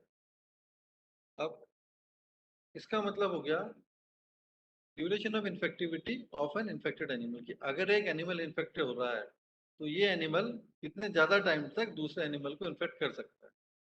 तो डी को अगर हमको कम करना है तो हमको इन्फेक्शन पीरियड मिनिमम रखना पड़ेगा। तो उस इन्फेक्टेड एनिमल को हम जितनी जल्दी हर्ड से हटा सकते हैं उतना जल्दी हम इस R0 को, डी को कम करेंगे, डी कम करेंगे तो हमारा R0 भी कम हो जाएगा। तो इसका जो ऑप्शन है वो है कलिंग। अब इंडिया जैसी कंट्री में जहाँ की जो कैटल जो है वो नेशनल एनिमल है एक तरह से, राष्ट्रीय पशु का दर्जा प्राप्त है केटल को, एटलीस्ट राजस्थान स्टेट में राज्य पशु का दर्जा प्राप्त है, तो कलिंग का ऑप्शन हमारे लिए यहाँ पे खत्म हो जाता है। सेकंड कंपोनेंट आता है आपका के, which is the number of potentially infected contacts per unit time. इसका मतलब है कि अगर इन्फेक्टेड और नॉन इन्फेक्टेड में कॉन्टेक्ट होता है, पहला ऑप्शन था कि हम उनको कॉन्टेक्ट ही ना होने थे, हमने उसको हटा दिया। अब मान लीजिए कॉन्टेक्ट होता है तो हम उस कॉन्टेक्ट पीरियड को हमको मिनिमाइज करना है या उस कॉन्टेक्ट को मिनिमाइज करना है। जितना हम रिड्यूस करेंगे between contact between infected and non infected animal, उतना हम इसके को रिड्यूस कर पाएंगे। तो बायोसिक्योरिटी मेजर हम लोग जो भी एक फॉर्म पे लेते हैं वो सारे इसके को रिड्यूस करने के लिए काम में आते हैं हमारे। और इंडिया जैसी कंट्री जहाँ की अभी भी मतलब ह्यूमन में बायोसिक्योरिटी का जो कॉन्सेप्ट है इतना ज़्यादा नहीं चलता, एनिमल फार्म के लिए तो बहुत दूर की बात है, तो it's still not a well known concept among livestock owners, तो के को भी हम कम नहीं कर पा रहे। नेक्स्ट आता है उसके बाद में बीटा, जो कि रिस्क ऑफ ट्रांसमिशन रेट पर कॉन्टेक्ट। तो अगर इन्फेक्टेड और नॉन इन्फेक्टेड एनिमल कॉन्टेक्ट में रहते हैं तो इस चीज के कितने परसेंट चांसेस हैं, कितने परसेंट रिस्क है कि डिजीज का ट्रांसमिशन एक इन्फेक्टेड से नॉन इन्फेक्टेड में होगा। तो अगर इम्यूनिटी किसी एनिमल की हाई है तो उसके इन्फेक्टेड एनिमल से इन्फेक्शन लेने के चांसेस बहुत कम हो जाते हैं। और इम्यूनिटी हाई का मतलब ही आपका हर्ड इम्यूनिटी है, जो कि हमने पहले देखा था। और हर्ड इम्यूनिटी जैसे जैसे हम बढ़ाएंगे आपका बेसिक रिप्रोडक्टिव नंबर भी कम होता जाएगा, और हर्ड इम्यूनिटी हम सिर्फ वैक्सीनेशन से बढ़ा सकते हैं। तो जब ये बढ़ाएंगे तो vaccination is the only practical approach for country like India to minimise R0। तो वैक्सीनेशन से हमारे दोनों काम हो रहे हैं, हर्ड इम्यूनिटी बढ़ रही है और उसके साथ साथ हमारा R0 डिक्रीज हो रहा है। तो इसी वजह से हम लोग इतना रिगरसली एफएमडी का वैक्सीनेशन पे हम लोग जोर दे रहे हैं। और आप लोग फील्ड में हैं तो आप लोगों को ये पता है अब कि भाई एफएमडी वैक्सीन क्यों कर रहे हैं हम लोग, और हो सकता है आप लोग और आगे भी ये चीज समझा पाए आपके एलएसएस को और पशुपालकों को कि भाई FMD is the only way जिससे हम इस FMD vaccination is the only way जिससे हम लोग की इस डिजीज को कम करने में सक्षम हो पाएंगे, अदरवाइज और कोई ऑप्शन हमारे पास है नहीं। अब हमारे पास ऑप्शन जो है हमारा एनएडीसीपी जो प्रोजेक्ट है, एनएडीसीपी दो है हमारे पास, एफएमडी है और एनएडीसीपी और ब्रुसेलोसिस है। तो एनएडीसीपी से पहले एफएमडी कंट्रोल प्रोग्राम के नाम से स्टार्ट होते हैं 2003 और 2004 में ये प्रोग्राम, जिसमें कि एनिमल्स को वैक्सीनेशन करना था। और स्टार्ट हुआ था 54 डिस्ट्रिक्ट से, 8 स्टेट में और 5 यूनियन टेरिटरीज के अंदर। 54 डिस्ट्रिक्ट में सबसे पहले ये प्रोग्राम स्टार्ट हुआ था वैक्सीनेशन का। उसके बाद 2010-11 में इस प्रोग्राम को 167 डिस्ट्रिक्ट तक बढ़ा दिया था। और प्रोग्राम स्टार्ट होने के 10 साल बाद यानी कि 2013-14 में राजस्थान में इस प्रोग्राम को इम्प्लीमेंटेशन किया। उसके बाद 14-15 और 17-18 मिला के फिर इस प्रोग्राम को ऑल ओवर कंट्री एक्सपांड किया गया था। और जब 2018 तक ये प्रोग्राम एक्सपांड हो गया, उस समय तक ये 60-40 के रेशियो में चलती थी स्कीम। 60% जो फंड था सेंट्रल गवर्नमेंट देता था, 40% फंड स्टेट गवर्नमेंट को मिलाना पड़ता था। 2009 में इस प्रोग्राम को एनएडीसीपी या national animal disease control programme के रूप में लॉन्च किया गया, जिसमें कि 100% फंडिंग गवर्नमेंट ऑफ इंडिया की तरफ से हुई थी। सितंबर में एनएडीसीपी को 5 साल कंप्लीट हो गए, चौथा राउंड हमारा वैक्सीनेशन का चल रहा है। एनएडीसीपी वैक्सीन और एफएमडी जो है इस प्रोग्राम के जो कंपोनेंट है कि जो टारगेट स्पीसीज जिनको हमको वैक्सीनेशन करना है cattle, buffalo, sheep, goat and pig है। तो इस समय वैक्सीन अवेलेबिलिटी इतनी नहीं हो पा रही कि स्मॉल एनिमल का वैक्सीन करें, तो उन्होंने सिर्फ राजस्थान में इस समय सिर्फ कैटल बफेलो का वैक्सीनेशन हम लोग कर रहे हैं। बट कुछ एक स्टेट में स्मॉल एनिमल वैक्सीनेशन भी स्टार्ट हो गया, और राजस्थान में भी मोस्ट प्रोबेबली नेक्स्ट राउंड से शीप, गोट का और पिग का वैक्सीनेशन भी एफएमडी के लिए स्टार्ट हो जाएगा। 100% population is the target population. जितने भी एलिजिबल एनिमल हैं फॉर वैक्सीनेशन, एलिजिबल का मतलब हो गया कि 3 से 4 महीने के जो छोटे एनिमल उनको आप छोड़ दो, या जो एडवांस प्रेग्नेंट एनिमल उनको आप छोड़ दो। उसके अलावा जितने भी एनिमल्स हैं वो सब एलिजिबल पॉपुलेशन है। तो हमारा टारगेट जो है इसमें इन सारे एनिमल को वैक्सीनेशन करने का है। साल में 2 बार वैक्सीनेशन होगा, और ये पल्स मोड में वैक्सीनेशन होना है। मतलब सारा वैक्सीनेशन, जैसे कि पल्स पोलियो आपने नाम सुना है कि एक ही दिन में इंडिया के सारे बच्चों को एक साथ डोज पिलाई जाती है, ताकि कहीं कोई लूप होल ना रहा है। इसी तरह से एफएमडी का वैक्सीनेशन गवर्नमेंट ऑफ इंडिया ये प्रेफर करती है कि आप 1 महीने के अंदर अंदर ऑल ओवर स्टेट का वैक्सीनेशन पूरा कर लें, क्योंकि हमारे पास अभी तक मैन पावर कम था, तो ये हम नहीं कर पाते थे। 45 to 60 डेज हमको लगते थे वैक्सीनेशन में। अब आप लोगों के आने से एक बहुत हद तक ये प्रॉब्लम सॉल्व हो जाएगी और आप लोग सपोर्ट कर पाएंगे प्रोग्राम को और मोटिवेट कर पाएंगे आपके एलएसएस को और प्राइवेट एलएसएस को, जिससे कि हम लोग वैक्सीनेशन टाइम पे खत्म कर पाएंगे। वैक्सीनेशन के साथ एयर टैगिंग इसमें करनी है, नो टैगिंग नो वैक्सीनेशन, और भारत पोषण ऐप पे रजिस्ट्रेशन करना है, नो रजिस्ट्रेशन नो वैक्सीनेशन।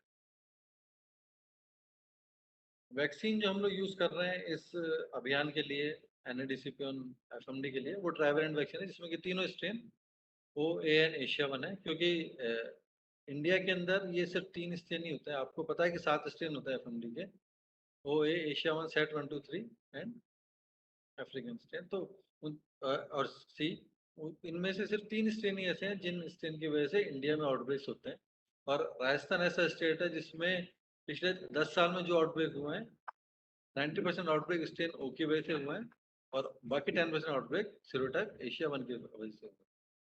ठीक है। वैक्सीन जो होती है इनएक्टिवेटेड वैक्सीन हम लोग इस समय यूज कर रहे हैं, और ये वैक्सीन जो है नॉन स्ट्रक्चरल प्रोटीन फ्री है।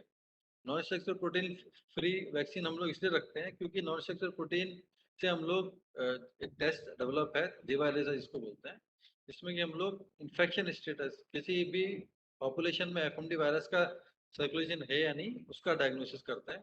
तो इसलिए vaccine should be NSP free. तो ये जो वैक्सीन है मैंडेटरी एनएसपी फ्री होना चाहिए। इसकी पोटेंसी जो है 3PD50 है, मतलब आपको पता है PD50 का मतलब पोटेंशियल डोज 50 की, जिससे कि 50% एनिमल्स के अंदर प्रोटेक्टिव टाइटर आ जाए। 3PD50 इसका टाइटर होता है।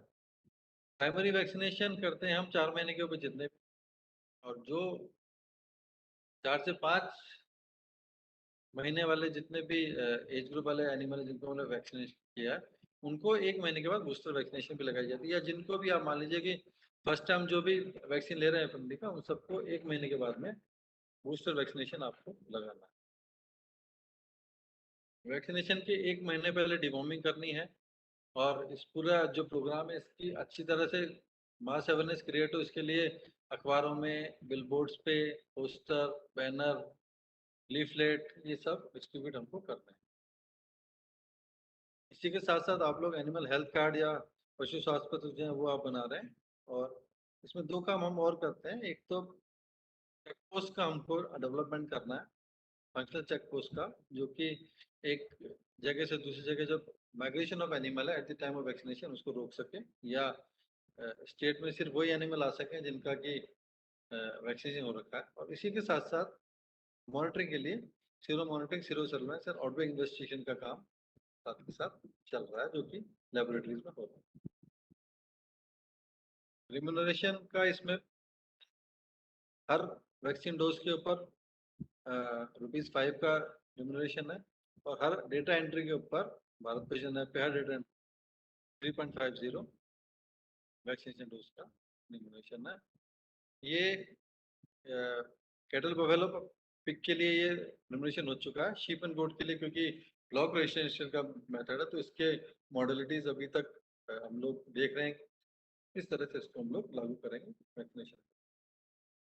वैक्सीन और एयरटेक की जो सप्लाई है government of India centrally procure करके स्टेट्स को सप्लाई कर रही है। नीडल सिरिंज के लिए गवर्नमेंट ऑफ इंडिया हमको पैसे देती है, जो कि हम लोग यहाँ प्रोक्योर करते हैं।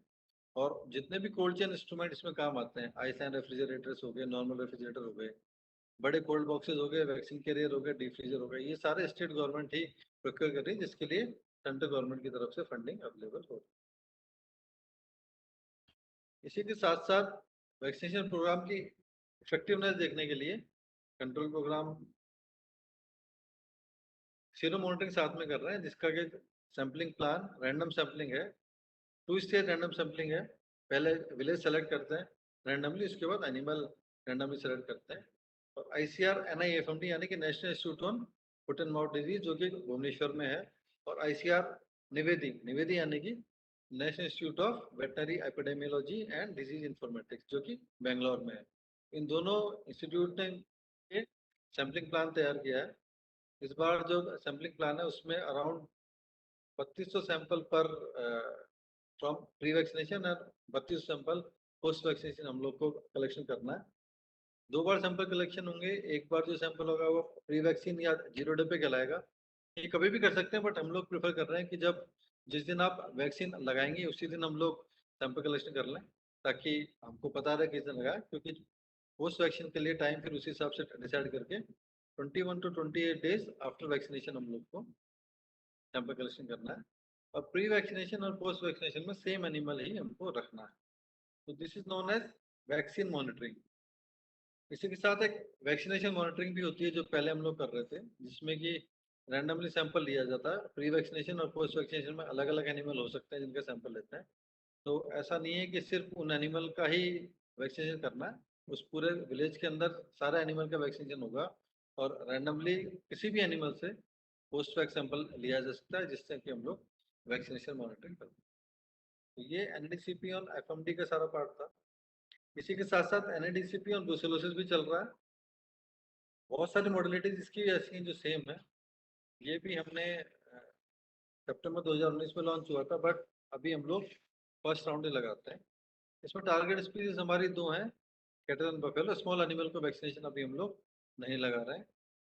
टारगेट पॉपुलेशन 100% जो फीमेल काफ्स हैं हमारे, जो कि 4 से 8 महीने के एज ग्रुप हैं, उनको वैक्सीन करना है। और फ्रीक्वेंसी इसको हम हर 6-6 महीने में नहीं लगा सकते, क्योंकि आप मान लीजिए आज की डेट में आप वैक्सीन लगाने गए, एक एनिमल आज की डेट में 3 महीने का है, वैक्सीनेशन की एज में नहीं आता है वो। अगर आप 6 महीने बाद वैक्सीन लगाने जाएंगे तो वही एनिमल 9 मंथ्स का हो जाएगा, तो फिर वो वैक्सीनेशन की एज से बाहर हो जाएगा। इसलिए इसमें हम लोग हर महीने हमको उस हर विलेज में जाना पड़ता है, और उसमें हमको ये देखना है कि जो भी एनिमल है वैक्सीनेशन के लायक, उसको हमको वैक्सीनेशन करना है। वैक्सीनेशन प्लस एयर टैगिंग इसमें भी है। इसमें भी भारत पोजिशन ऐप पर रजिस्ट्रेशन, इसके लिए भी वैक्सीन और air tag government of India supply कर रही है। इनहेलेशन स्टेट गवर्नमेंट प्रोक्योर कर रही है। वैक्सीन इसमें जो यूज हो रहा है वो स्ट्रेन 19 या काफूड वैक्सीन है, जिसको हम लोग बोलते हैं ब्रूसेला एबॉर्टस स्ट्रेन 19 वैक्सीन यूज हो रहा है। ये लाइव अटेन्यूएटेड वैक्सीन है, तो आपको बहुत ध्यान रखना है जब आप वैक्सीनेशन करेंगे कि प्रॉपर पर्सनल प्रोटेक्टिव किट पहन के या अपनी जो है पूरा प्रोटेक्शन करने के बाद ही वैक्सीनेशन करना है, उससे पहले नहीं करना। Primary vaccination all female carbs का करना है जो कि 4 से 8 मंथ के एज के हैं। मेल काफ्स को वैक्सीनेशन नहीं करना है। कोई बूस्टर वैक्सीनेशन नहीं है इसमें, once in life time vaccine लगाना है। और इसमें भी प्रेफरेबली डिवॉर्मिंग करनी है वैक्सीनेशन से 1 महीने पहले। पब्लिसिटी एंड मास अवेयरनेस इसमें भी होगा। सीरो मॉनिटरिंग इसमें भी होगी। सैंपल कलेक्शन होगा। Remuneration for tagging and data entry दोनों इसमें मौजूद है। तो जब आप लाइव एटेन्यूएटेड वैक्सीन की आप हैंडल कर रहे हैं तो आपको एक्स्ट्रा केयर लेने की जरूरत है, क्योंकि अगर कंजक्टाइवा से एक्सपोजर होता है या कहीं आपके स्किन पे कट वगैरह है, तो उससे जो पर्सनल एंगेज है वैक्सीनेशन में उसको डिजीज होने के चांसेस, बट अगर आप प्रिकॉशन लेते हैं तो आपके 0% चांसेस हैं डिजीज होने। गमबूट, गॉगल्स, ग्लोव्स, मास्क, इसमें से ग्लोव्स और मास्क 2 चीज तो ऐसी हैं जो कि बहुत जरूरी हैं। ये मास्क पहन के आपको वैक्सीनेशन करना है, उसके बिना वैक्सीनेशन नहीं करना। सीरो मॉनिटरिंग इसमें भी करनी है 21 टू 28 डेज इसमें, क्योंकि प्री वैक्सीनेशन का कोई भी सैंपल नहीं है। क्योंकि इसमें ऐसा नहीं कि हम लोग हर साल वैक्सीन कर रहे हैं, जो हमको लास्ट राउंड का स्टेटस देखना है कि कितने महीने तक उसका जो है इम्यूनिटी रहती है। इसलिए हम लोग सिर्फ पोस्ट वैक्सीन सैंपल कलेक्शन करते हैं। और ये अलग अलग स्टेट में अलग अलग हो सकता है। कुछ स्टेट में 1 महीने बाद है, कुछ स्टेट में 2 महीने बाद वैक्सीनेशन की सैंपलिंग है। राजस्थान के लिए अभी जो उन्होंने दिया हुआ 21 to 28 days after vaccination sample collection का प्रोग्राम। अब इम्प्लीमेंटेशन ऑफ एनएडीसीपी के लिए कई सारी एजेंसीज हैं। नेशनल लेवल पे नेशनल स्टीयरिंग कमेटी है, प्रोग्राम मैनेजमेंट एजेंसी है, और प्रोग्राम लॉजिस्टिक एजेंसी है। लॉजिस्टिक एजेंसी वो है जो एयर टैग वैक्सीन वगैरह उपलब्ध कराती है। प्रोग्राम मैनेजमेंट एजेंसी डीएसडी में है, जो कि इस पूरे प्रोग्राम को मॉनिटर करती है। और नेशनल स्टीयरिंग कमेटी है जो कि डिसाइड करती है इस पूरे प्रोग्राम में क्या क्या मॉडलिटीज रहेंगी। जिस तरह से नेशनल लेवल पे उसी तरह से स्टेट में स्टेट मॉनिटरिंग यूनिट है, जो कि ये डिसाइड करती है कि भाई स्टेट में इस प्रोग्राम को किस तरह से हम लोग इम्प्लीमेंट करेंगे, और योजना बनाने के बाद इम्प्लीमेंटेशन का जो काम है वो स्टेट इम्प्लीमेंटिंग एजेंसी करती है। तो हम लोग सब स्टेट इम्प्लीमेंटिंग एजेंसी के पार्ट हैं।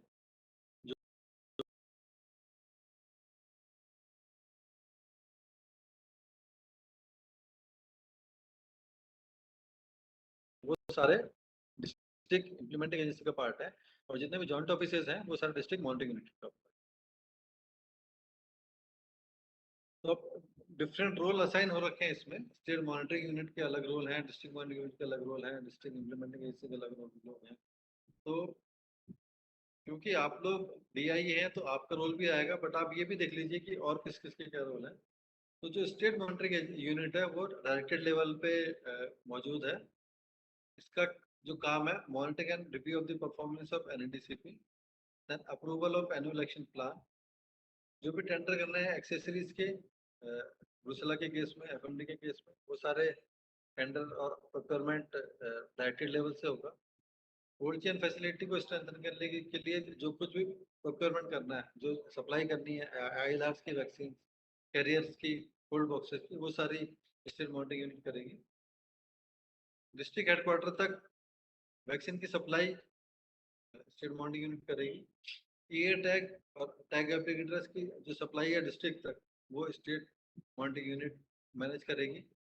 Year tagging Bharat position app की जब मॉनिटरिंग है एंट्री की, उसको भी करेगी। हेल्थ कार्ड की मॉनिटरिंग भी स्टेट मॉनिटरिंग करेगी। इसी के साथ में जो भी ट्रेनिंग देनी है डिस्ट्रिक्ट वेटनरी ऑफिसर्स को, ब्लॉक वेटनरी ऑफिसर्स को, वेटनरी ऑफिसर्स को, या जो भी वैक्सीनेटर्स हैं उनको SOP ऑफ वैक्सीनेशन, वैक्सीन को कैसे मेंटेन करना है, वैक्सीन वायल कैसे मेंटेन करना है, नीली सीरीज का डिस्पोजल कैसे करना है, ये सारी ट्रेनिंग जो सारा है ये काम स्टेट मॉनिटरिंग यूनिट का है। ये कंप्राइज करना भी उसके लिए इम्पोर्टेंट है कि prevention and control of infectious and disease act 2009, इसकी पालना हो रही है, नहीं हो रही। इसके साथ में डेयरी कोऑपरेटिव से स्टेट लेवल का जो भी कोऑर्डिनेशन है मैन पावर के लिए, वो स्टेट मॉनिटरिंग यूनिट करती है। Availability of diagnostic aids to all the labs for sero surveillance, इसके लिए जो बजट एलोकेशन है वो सेंट्रल मॉनिटरिंग यूनिट करती है। NIFMD से जो लाइसेंसिंग है वो सेंट्रल मॉनिटरिंग यूनिट करती है। SGDC इसका एक पार्ट है, तो SGDC इस पार्ट को टेक केयर करती है। देन DADF को जो डेली रिपोर्ट सबमिशन करता है वो भी स्टेट मॉनिटरिंग यूनिट करेगी। और अगर कोई इमरजेंसी होती है, मान लीजिए वैक्सीन लगाने से एनिमल एनाफिलेक्टिक शॉक में गया, तो उसकी जो मॉनिटरिंग है उसके लिए इमरजेंसी फंड की जो अवेलेबिलिटी है वो भी स्टेट मॉनिटरिंग कराएगी। अब लगभग यही सारे काम डिस्ट्रिक्ट लेवल पे डिस्ट्रिक्ट मॉनिटरिंग यूनिट करती है। स्टेट का काम डिस्ट्रिक्ट तक जो सामान पहुंचाना है उस सारे सामान को अलग अलग हॉस्पिटल्स तक जो पहुंचाने का काम है वो डिस्ट्रिक्ट मॉनिटरिंग यूनिट्स का है।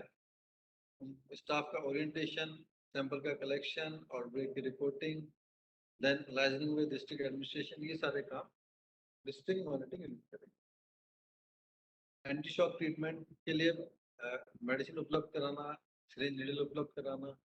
डिस्ट्रिक्ट लेवल पे जितनी भी एजेंसीज हैं, NGOs हो गए, JK ट्रस्ट हो गए, वाटरशेड डिपार्टमेंट हो गए, जो कि जहाँ जहाँ से भी प्राइवेट वैक्सीनेटर्स अवेलेबल हो सकते हैं, उन सब के लिए डिस्ट्रिक्ट मॉनिटरिंग यूनिट ही रिस्पॉन्सिबल है। Data compilation of vaccination, daily जो डाटा जो कंपाइल होगा, जो कि SMU के पास आएगा, वो रिपोर्टिंग डिस्ट्रिक्ट लेवल पे कंपाइल होगी, जो कि काम डिस्ट्रिक्ट मॉनिटरिंग यूनिट करेगी। कहाँ कहाँ ऐसी संस्थाएं हैं जो कि इलेक्ट्रीफाइड हो चुकी हैं, कहाँ पे रेफ्रिजरेटर्स हैं, कहाँ पे नहीं है, अकॉर्डिंगली उनको वैक्सीन डिस्ट्रीब्यूशन और अकॉर्डिंगली कोल्ड चेन की व्यवस्था करना, ये सारे काम डिस्ट्रिक्ट मॉनिटरिंग यूनिट के लिए हैं। Local MLAs, MPs, other influencer leader जितने भी हैं उन सब से कॉन्टेक्ट करके योजना का प्रचार प्रसार करना, जितना भी प्रोग्रेसिव फार्मर है उनसे कॉन्टेक्ट करना, ये सारे काम भी डिस्ट्रिक्ट मॉनिटरिंग यूनिट के। ब्लॉक लेवल ऑफिसर इसमें एक बीच में नई कड़ी जुड़ी है, जो कि जो सारे काम डिस्ट्रिक्ट पे वो कर रहे हैं वही सारे काम ब्लॉक लेवल पे ब्लॉक लेवल ऑफिसर करेंगे। But block level officer is also an implementing agency, तो रिपोर्टिंग ऑफ वैक्सीनेशन भी करेंगे, उसी के साथ साथ वैक्सीनेशन भी करेंगे। उनके जुरिडिक्शन में जितने भी है या जितने भी इंस्टीट्यूट है उनमें सारा वैक्सीनेशन करना है। उसके बाद आप लोगों का रोल आता है, क्योंकि आप लोग अभी सब वेटनरी हॉस्पिटल्स या फर्स्ट ग्रेड वेटरनरी हॉस्पिटल्स पे लगे हुए हैं। तो एक तो आप लोगों के अंडर में जितने भी एलएसएस या वैक्सीनेशन हैं उनके साथ में वैक्सीनेशन की मॉनिटरिंग ढंग से हो रही है नहीं हो रही, तो इस सब के लिए एक सबसे पहले माइक्रो प्लानिंग बनी थी। तो एक बार आप इंश्योर कर लें, सबसे पहले तो आप लोगों ने माइक्रो प्लानिंग एफएमडी की बनाई है या नहीं बनाई है। माइक्रो प्लानिंग का मतलब है आपके पास विलेजेस की लिस्ट होनी चाहिए जो आपके जुरिडिक्शन में है। उन सारे विलेजेस में कितने एनिमल हैं उनकी लिस्ट आपके पास होनी चाहिए। आपके पास उन विलेजेस में वैक्सीनेशन के लिए कितने वैक्सीनेटर्स अवेलेबल हैं उनकी लिस्ट आपके पास होनी चाहिए। और फिर आप डेट वाइज उनको अलॉट करेंगे कि इस पर्टिकुलर डेट पे इस पर्टिकुलर गांव में ये पर्टिकुलर आदमी वैक्सीनेट करेगा या ये पर्टिकुलर टीम वैक्सीनेट करेगी। ये अगर आप तैयार रखते हैं तो this is your micro planning. तो माइक्रो प्लानिंग आपकी जितनी अच्छी होगी वैक्सीन प्रोग्राम आप उतना ही जल्दी और उतना ही अच्छी तरीके से एंडोज कर पाएंगे और उसमें वैक्सीनेशन आप उसके लिए कर पाएंगे। उसी के साथ आपको इंश्योर करना है कि अ, आपके गांव में सरपंच है, लोकल लीडर है, जो भी लोग हैं जो कि की पर्सन है जो कि उस योजना का प्रचार प्रसार कर सकते हैं, उनसे आपका कांटेक्ट रहे। उनको आप ये इन्फॉर्म कर दें कि भाई इतनी तारीख को आपके इस गांव में इतनी तारीख का वैक्सीनेशन का शेड्यूल है। तो उससे पहले ग्राम पंचायत में चौपाल में इस चीज़ को बता दें कि भाई इस तारीख को आपके वैक्सीनेशन होंगे। तो आप एनिमल्स को जंगल में ना छोड़ें या चरने के लिए ना छोड़ें, उन सारे एनिमल्स को घर पर रखें और एनिमल्स की हैंडलिंग के लिए एक आदमी आप साथ में रखें।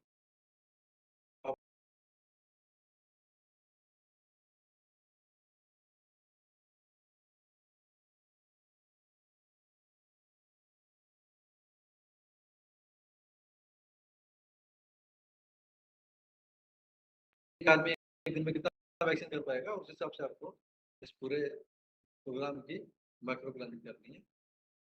डेली रिकॉर्डिंग रजिस्टर बनाना, रजिस्टर आपको इस हिसाब से बनाना है कि आप वही सारी रिपोर्ट आगे दे सकें। जितनी भी रिपोर्ट हम लोग डेली रिपोर्टिंग के लिए डिस्ट्रिक्ट मॉनिटरिंग यूनिट से या स्टेट मॉनिटरिंग यूनिट से आप लोगों से मांगी जाती है। और आप सजेस्ट कर सकते हैं आपके टीम मेंबर्स को, एलएसएस को, वैक्सीनेटर को कि इस रिकॉर्ड कीपिंग को इम्प्रूवमेंट कैसे किया जाए जिससे कि जो भी रिक्वायर्ड इन्फॉर्मेशन आपको मिल सके। इसी के साथ कोल्ड चेन आपको मेंटेन करनी है कि जब तक वैक्सीनेशन हो रहा है तब तक वो वैक्सीन कोल्ड चेन में आ रही है या नहीं आ रही है। जो प्राइवेट वैक्सीनेटर आप लोग लेंगे और उनसे काम कराएंगे उनका जो ऑनरेरियम है उसके बारे में उनको बताना है, उनको मोटिवेट करना है कि आपको ये सब ऑनरेरियम मिल सकता है। उन सबको आपको जनरल प्रैक्टिशनर और प्राइवेट प्रैक्टिशनर जो उनको मोटिवेट करके उनसे वैक्सीनेशन कराना है। इसके साथ सीरो मॉनिटरिंग, सीरो सर्वेलेंस के लिए जो भी प्री एंड पोस्ट सैंपल इकट्ठा होने हैं उसके लिए आपको फैसिलिटेट करना है आरडीडीसी की टीम को। बीएचओ पे भी अब क्योंकि लैब एस्टेब्लिश हो गई है तो आप वो लैब भी सैम्पलिंग में हेल्प करेगी। तो इन दोनों टीमों को आपको फैसिलिटेट करना है। आपके डिस्ट्रिक्ट में जिस भी तरह की टीम है सैंपल कलेक्शन के लिए वो जिस गाँव में है, क्योंकि उस गाँव के मालिक आप हो, आप ही उनको बताओगे कि इस घर से आप वैक्सीन ले लो, इस घर से आप सैंपल ले लो, इस घर से मिलना आसान है। तो वो सारी आप करेंगे, सैम्पलिंग टीम करेगी बट आपको उनके साथ जाके उनको फैसिलिटेट करना। आपका एटीट्यूड जो है वो प्रॉब्लम सॉल्विंग होना चाहिए। ऐसा नहीं होना चाहिए कि भाई ये प्रॉब्लम आ रही है तो अब ये मैं नहीं करूंगा, ये तो डिस्ट्रिक्ट मॉनिटरिंग यूनिट करे या स्टेट मॉनिटरिंग यूनिट करे। अगर वो लेवल वो प्रॉब्लम आपके लेवल से सॉल्व हो सकती है तो आप जितना प्रॉब्लम सॉल्विंग एटीट्यूड आप रखेंगे उतना ही जल्दी आप इस प्रोग्राम को कंप्लीट कर पाएंगे आपके एरिया में। और उतना ही आप ही का नाम होगा कि भाई इनका जो वैक्सीनेशन है वो बिल्कुल अप टू डेट चल रहा है। और इनके आने के बाद, आपकी पोस्टिंग होने के बाद इस प्रोग्राम ने जो रफ्तार पकड़ी वो कमेंडेबल है। तो वो सारा आपकी वाहवाही होगी। तो ये प्रोग्राम आप जितना स्मूथली रन करेंगे उतना ही आपका आगे नाम होगा। भारत भोजन एनडीएलएम ऐप के ऊपर एंट्री है उसको भी आपको इंश्योर करना है। तो आपके पास जितने भी वैक्सीनेटर्स हैं जिनकी की आईडी बनी हुई है उन सबसे आप वैक्सीनेशन करवाएंगे। इसके बाद जो पैरावेट्स हैं उनका मेन रोल वैक्सीनेशन का आएगा। तो जितनी भी एलिजिबल वुमन पॉपुलेशन है उसको आपको वैक्सीनेशन करवाना है। ये आपको इंश्योर करना है कि जितनी पॉपुलेशन उसका वैक्सीनेशन हो गया। और उसी के साथ जब वो वैक्सीन कर रहे हैं उस समय उन्होंने उस वैक्सीन को कोल्ड चेन में रखा है नहीं नहीं रखा है। क्योंकि कई बार क्या होता है कि वाइल बाहर निकाल ली और उसमें से बाहर ही वैक्सीन भरते जाते हैं। तो ऐसा नहीं करना है। जब भी आप सिरिंज भर रहे हैं वैक्सीनेशन के लिए वैक्सीनेटर से ही वायल निकालेंगे और सिरिंज भर के वायल वैक्सीनेटर में ही वापस जाएगी, ये आपको इंश्योर कर उसी से कोल्ड चेन मेंटेन रहेगी। क्योंकि आपको मैं एक रिपोर्ट बता दूं लास्ट ईयर की, थर्ड राउंड में जो वैक्सीनेशन हुआ है उसमें कुछ डिस्ट्रिक्ट तो ऐसे हैं जिनमें कि सीरो कन्वर्जन अच्छा है। सीरो कन्वर्जन का मतलब प्री वैक्सीनेशन में जितने एनिमल में प्रोटेक्टिव टाइटर आ रहा था, पोस्ट वैक्सीनेशन में जिनमें प्रोटेक्टिव एंटीबॉडी का अमाउंट आ रहा था, वो अच्छा बढ़ा है। मतलब जैसे 20% से 50%, 60% तक एनिमल्स ऐसे हो गए जो कि प्रोटेक्टेड दिखा देते हैं। लेकिन बहुत सारे डिस्ट्रिक्ट ऐसे भी हैं जहाँ की वो 5% बढ़ रहा है, 2% बढ़ रहा है, या प्री वैक का जो है वो सेम पोस्ट वैक में भी उतना ही टाइटर आ रहा है एंटीबॉडीज का एफएमडी के लिए। तो ऑब्वियस है कि अगर सेम वैक्सीन से एक जगह रिजल्ट मिल रहे हैं, एक जगह रिजल्ट नहीं मिल रहे, तो कहीं ना कहीं वैक्सीनेशन में कोल्ड चेन ब्रेकेज का जो है वो दिक्कत है। तो इसलिए आप प्लीज़ ये इंश्योर कर लें कि आपके जितने भी वैक्सीनेटर हैं, जितने पैरावेट आपके अंडर में है, वो वैक्सीन जब लगा रहे हैं, जब भी वैक्सीन सिरिंज में भरेंगे, वैक्सीन कैरियर से ही निकाल के भरेंगे और भरने के बाद लगाने से पहले वैक्सीन को पहले वैक्सीन कैरियर में शिफ्ट करेंगे, उसके बाद एनिमल पे वैक्सीन लगाएंगे।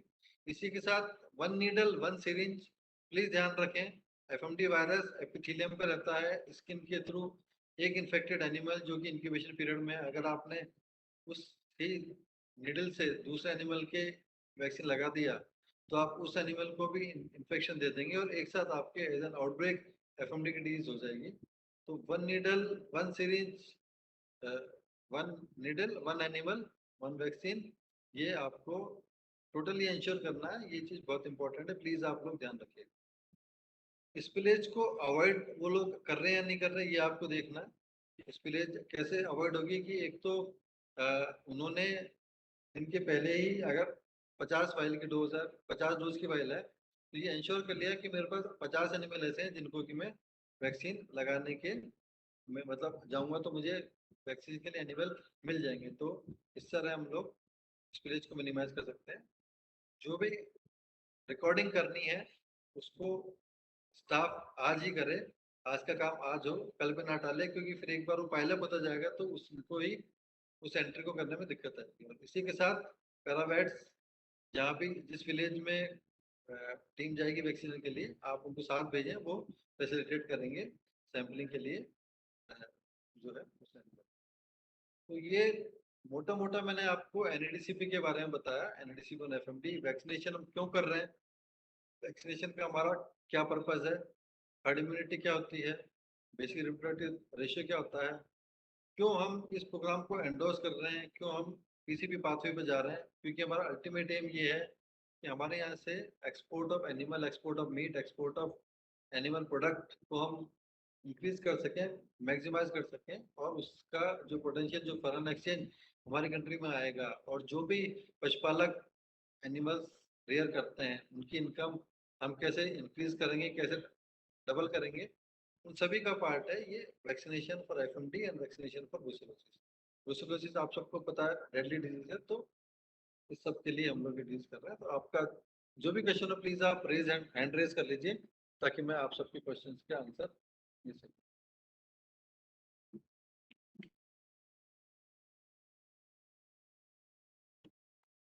आप रेज योर हैंड पे क्लिक कर सकते हैं, हम आपको अलग कर देंगे।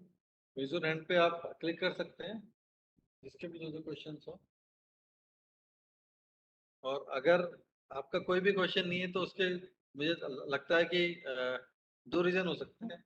या तो आप लोग बहुत होशियार हैं कि आपको सब समझ में आ गया, या कि मेरा प्रेजेंटेशन इतना खराब था कि आपको इसमें कुछ भी समझ में नहीं आया और आप क्वेश्चन पूछने के लिए आपको ये लग रहा है कि आप क्या क्या क्वेश्चन पूछें। तो जो भी आप करना चाहें एनएडीसीपी से related, FMD sero surveillance, sero monitoring से रिलेटेड, एफएमडी डिजीज से रिलेटेड, कोई भी आपके पास अगर क्वेश्चन हो, वैक्सीनेशन के बाद आउटब्रेक क्यों हो रहे हैं, जब क्लियर लीजन दिख रहे हैं उसके बाद भी हमको एफएमडी के सैम्पलिंग की जरूरत कहाँ है, ये सारी बातें अगर आपके मन में उठ रही हैं तो आप उससे पूछ सकते हैं। सीरम टाइटर कितना होना चाहिए, देखिए सीरम टाइटर लॉग होता है तो 1.65 जो टाइटर है इस समय एज पर NIFMD और as per government of India 1.65 serum titre ऐसा है लॉग 10 में, जिसको कि अभी डिसाइड किया है कि अगर एक एनिमल में एक मतलब हर सीरोटाइप का जो टाइटर है वो मोर देन 1.65 लॉग है, तो वो जो है उसमें वो एनिमल प्रोटेक्टेड माना जाता है कि उस एनिमल प्रोटेक्ट। अब हम लोग जो 3 सीरोटाइप है तो अलग अलग टेस्ट में, तो एक जो सैंपल आता है FMD के लिए वो 3 बार टेस्ट होता है, एक बार टाइप O के लिए, एक बार टाइप एशिया 1 के लिए और एक बार टाइप A के लिए। तो हर्ड इम्यूनिटी के लिए 80% एनिमल में प्रोटेक्टेड टाइटर होना चाहिए, यानी कि अगर आपके पास एक गांव में 100 जानवर है, एक फार्म पे 100 जानवर है, उसमें से 80 एनिमल ऐसे होने चाहिए जिनमें कि टाइप O, टाइप A और टाइप एशिया 1 का टाइटर 1.65 से ज्यादा हो। 1.65 से ज्यादा होगा तो ह्यूमन के लिए ब्रुसेला वैक्सीन अभी नहीं है, ह्यूमन में सिर्फ ट्रीटमेंट है। तो इसको हमने आप एक तरह से ऐसे देख सकते हैं कि दो में डिवाइड कर लिया है। ह्यूमन जो है वो ट्रीटमेंट करते हैं, एनिमल जो है वो वैक्सीनेशन करते हैं, क्योंकि एनिमल्स में हम लोग ट्रीटमेंट नहीं कर रहे हैं इसलिए। FMD के साथ HSBQ भी ऐड कर सकते हैं एक साथ, हम लोग तो फील्ड में बिल्कुल। जो command vaccine FMD plus HS का है उसका अभी ट्रायल चल रहा है हरियाणा में, 2 राउंड उसके उनके हो चुके हैं विद कमांड वैक्सीन। तो अगर जब सीरो मॉनिटरिंग स्टडीज का रिजल्ट फाइनल हो जाएगा इसके बाद के 2 राउंड का भी, थर्ड और फोर्थ का भी, और उसमें अगर ये पता लगता है कि भाई FMD का जो टाइटर है वो कमांड वैक्सीन से कम नहीं हो रहा है, तो most probably government of India shift हो जाएगी FMD प्लस HS वैक्सीन के लिए। अब दिक्कत इसमें अभी जो आ रही है वो मैन्युफैक्चरिंग जो कैपेसिटीज है उसकी दिक्कत आ रही है। सिर्फ IIL ही एक एकमात्र फर्म ऐसी है जो कि FMD प्लस HS की वैक्सीन बनाती है, और उसकी कैपेसिटी अभी इतनी नहीं है कि ऑल ओवर इंडिया को वो वैक्सीन सप्लाई कर सके। तो इसके लिए वैक्सीन सप्लाई क्योंकि नहीं हो सकता, तो इसलिए अभी तक हम लोग कोई तरह उस पर शिफ्ट हुए नहीं है। जब ये रिजल्ट आ जाएगा तो zone wise FMD plus HS vaccine पे हम लोग शिफ्ट हैं।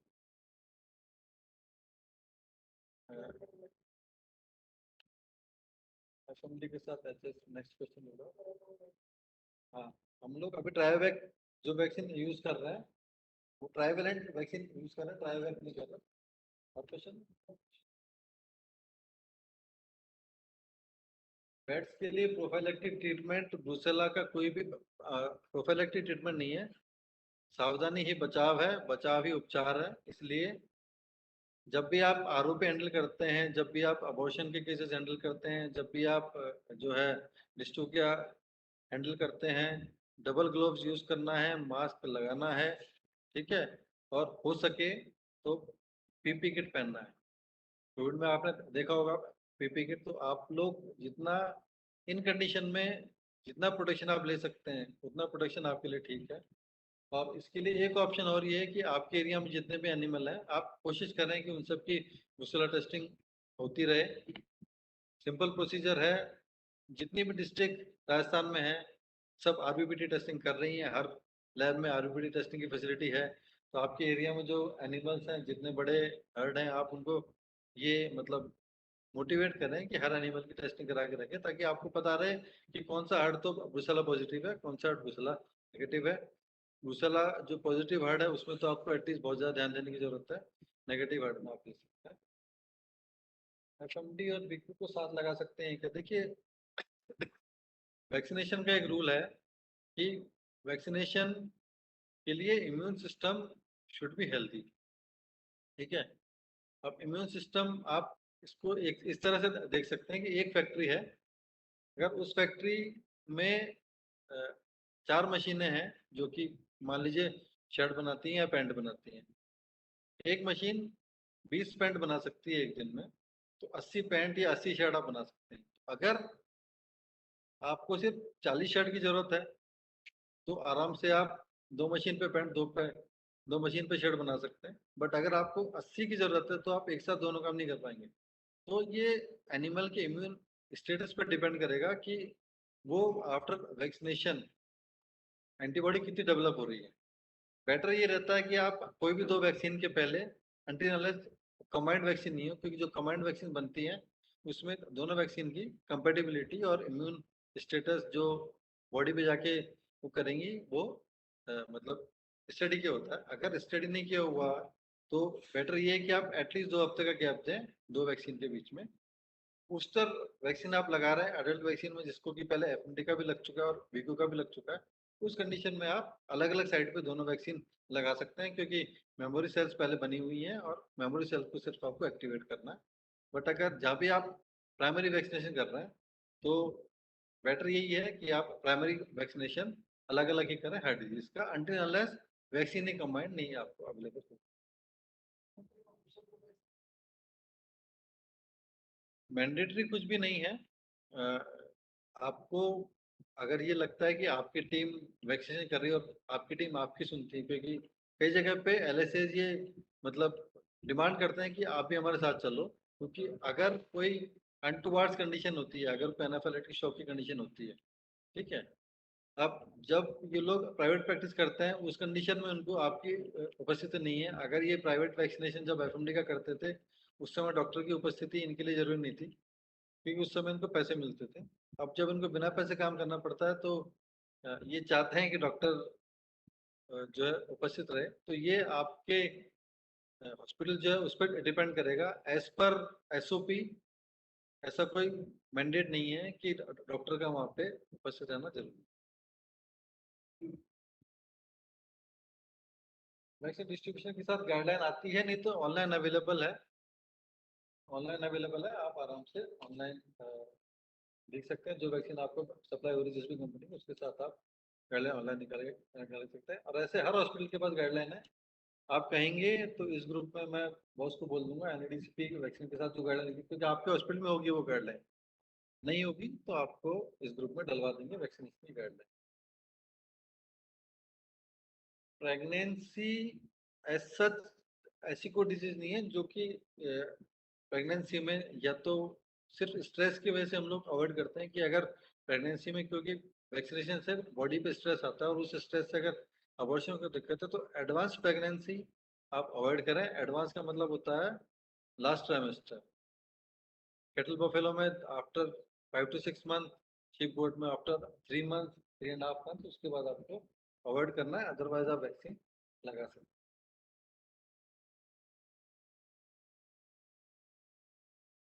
दो वैक्सीन लगाने में कितना गैप रखना है, देखिए हम लोग ये मानते हैं कि कोई भी बॉडी जब रेस्पॉन्स करती है एंटीबॉडी डेवलप करने के लिए तो उसको 2 हफ्ते का टाइम लगता है एंटीबॉडी रेस्पॉन्स आने के लिए, इम्यून रेस्पॉन्स आने में। आज आपने आज वैक्सीन लगाई है तो 2 हफ्ते बाद हम मानते हैं कि इम्यूनिटी आएगी। जैसे कि अगर मैंने मान लीजिए एक एनिमल में आज एफएमडी लगाई और 7 दिन बाद उस एनिमल में मुझे एफएमडी के सिम्टम दिख रहे हैं, तो इसका मतलब है क्योंकि अभी तक एंटीबॉडी डेवलप हुई नहीं है तो इसका मतलब मैं ये मानूंगा कि वैक्सीन फेलियर नहीं है, मैंने इंक्यूबेशन पीरियड में वैक्सीन लगा दी है। लेकिन अगर यही आज वैक्सीन में लगा के आया हूँ और 21 दिन के बाद उस एनिमल में एफएमडी आती है तो मैं उसको वैक्सीन फेलियर मान सकता हूँ कि वैक्सीन लगाने के बाद भी एंटीबॉडी डेवलप नहीं हुई और इस एनिमल में डिजीज आ गई। तो एटलीस्ट 2 हफ्ते का गैप जो है वो बेस्ट रहता है। 21 दिन देंगे ज़्यादा अच्छा है, बट इतना गैप आपको देना चाहिए दो वैक्सीन के बीच में। अगर आप प्राइमरी वैक्सीन लगा रहे हैं तो एटलीस्ट देना देना चाहिए। बूस्टर लगा रहे हैं तो इस गैप को आप कम कर सकते हैं, और ये हर वैक्सीन के लिए है। ये कैनाइन वैक्सीन के लिए भी है, ये और वैक्सीन के लिए। पोल्ट्री वैक्सीन में हम लोग इसका टाइम कम रखते हैं क्योंकि उनके पास 2 ऑर्गन है जो कि एंटीबॉडीज बनाते हैं, तो उनमें रेस्पॉन्स थोड़ा हम ये मानते हैं कि फास्ट आता है।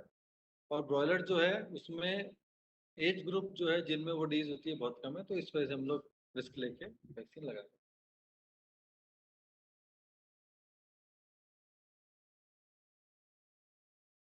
पीपीआर और शीप पॉक्स मैंने आपको आप अभी बताया कि बेटर ये है कि आप 2 हफ्ते का गैप रखें। भले आप कोई भी दो वैक्सीन लगा रहे हैं, वायरल बैक्टीरियल लगा रहे हैं, बैक्टीरियल बैक्टीरियल लगा रहे हैं, वायरल वायरल लगा रहे हैं, अगर वो कंबाइंड वैक्सीन में नहीं आती है तो उसकी स्टडी नहीं हो रखी है। या तो आप प्रॉपर स्टडी करें, एंटीबॉडी टाइटर देखें, क्योंकि अभी फील्ड कंडीशन में ये सब पॉसिबल नहीं है। तो बेस्ट ये है कि आप 2 हफ्ते का उसमें गैप रखें।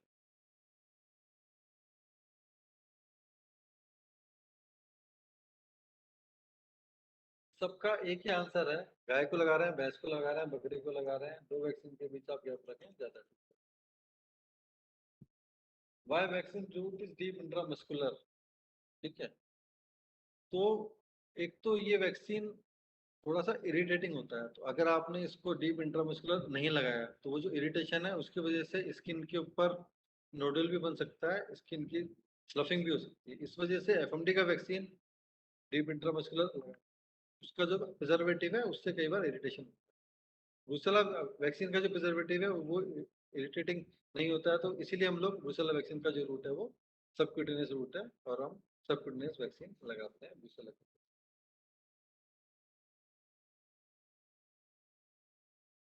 और किसी का कोई क्वेश्चन?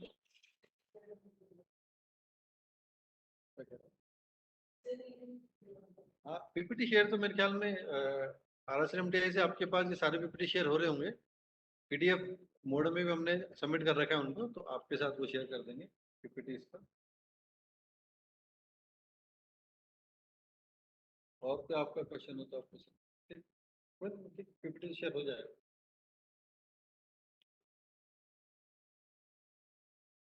थैंक्स, आप सभी को थैंक्स।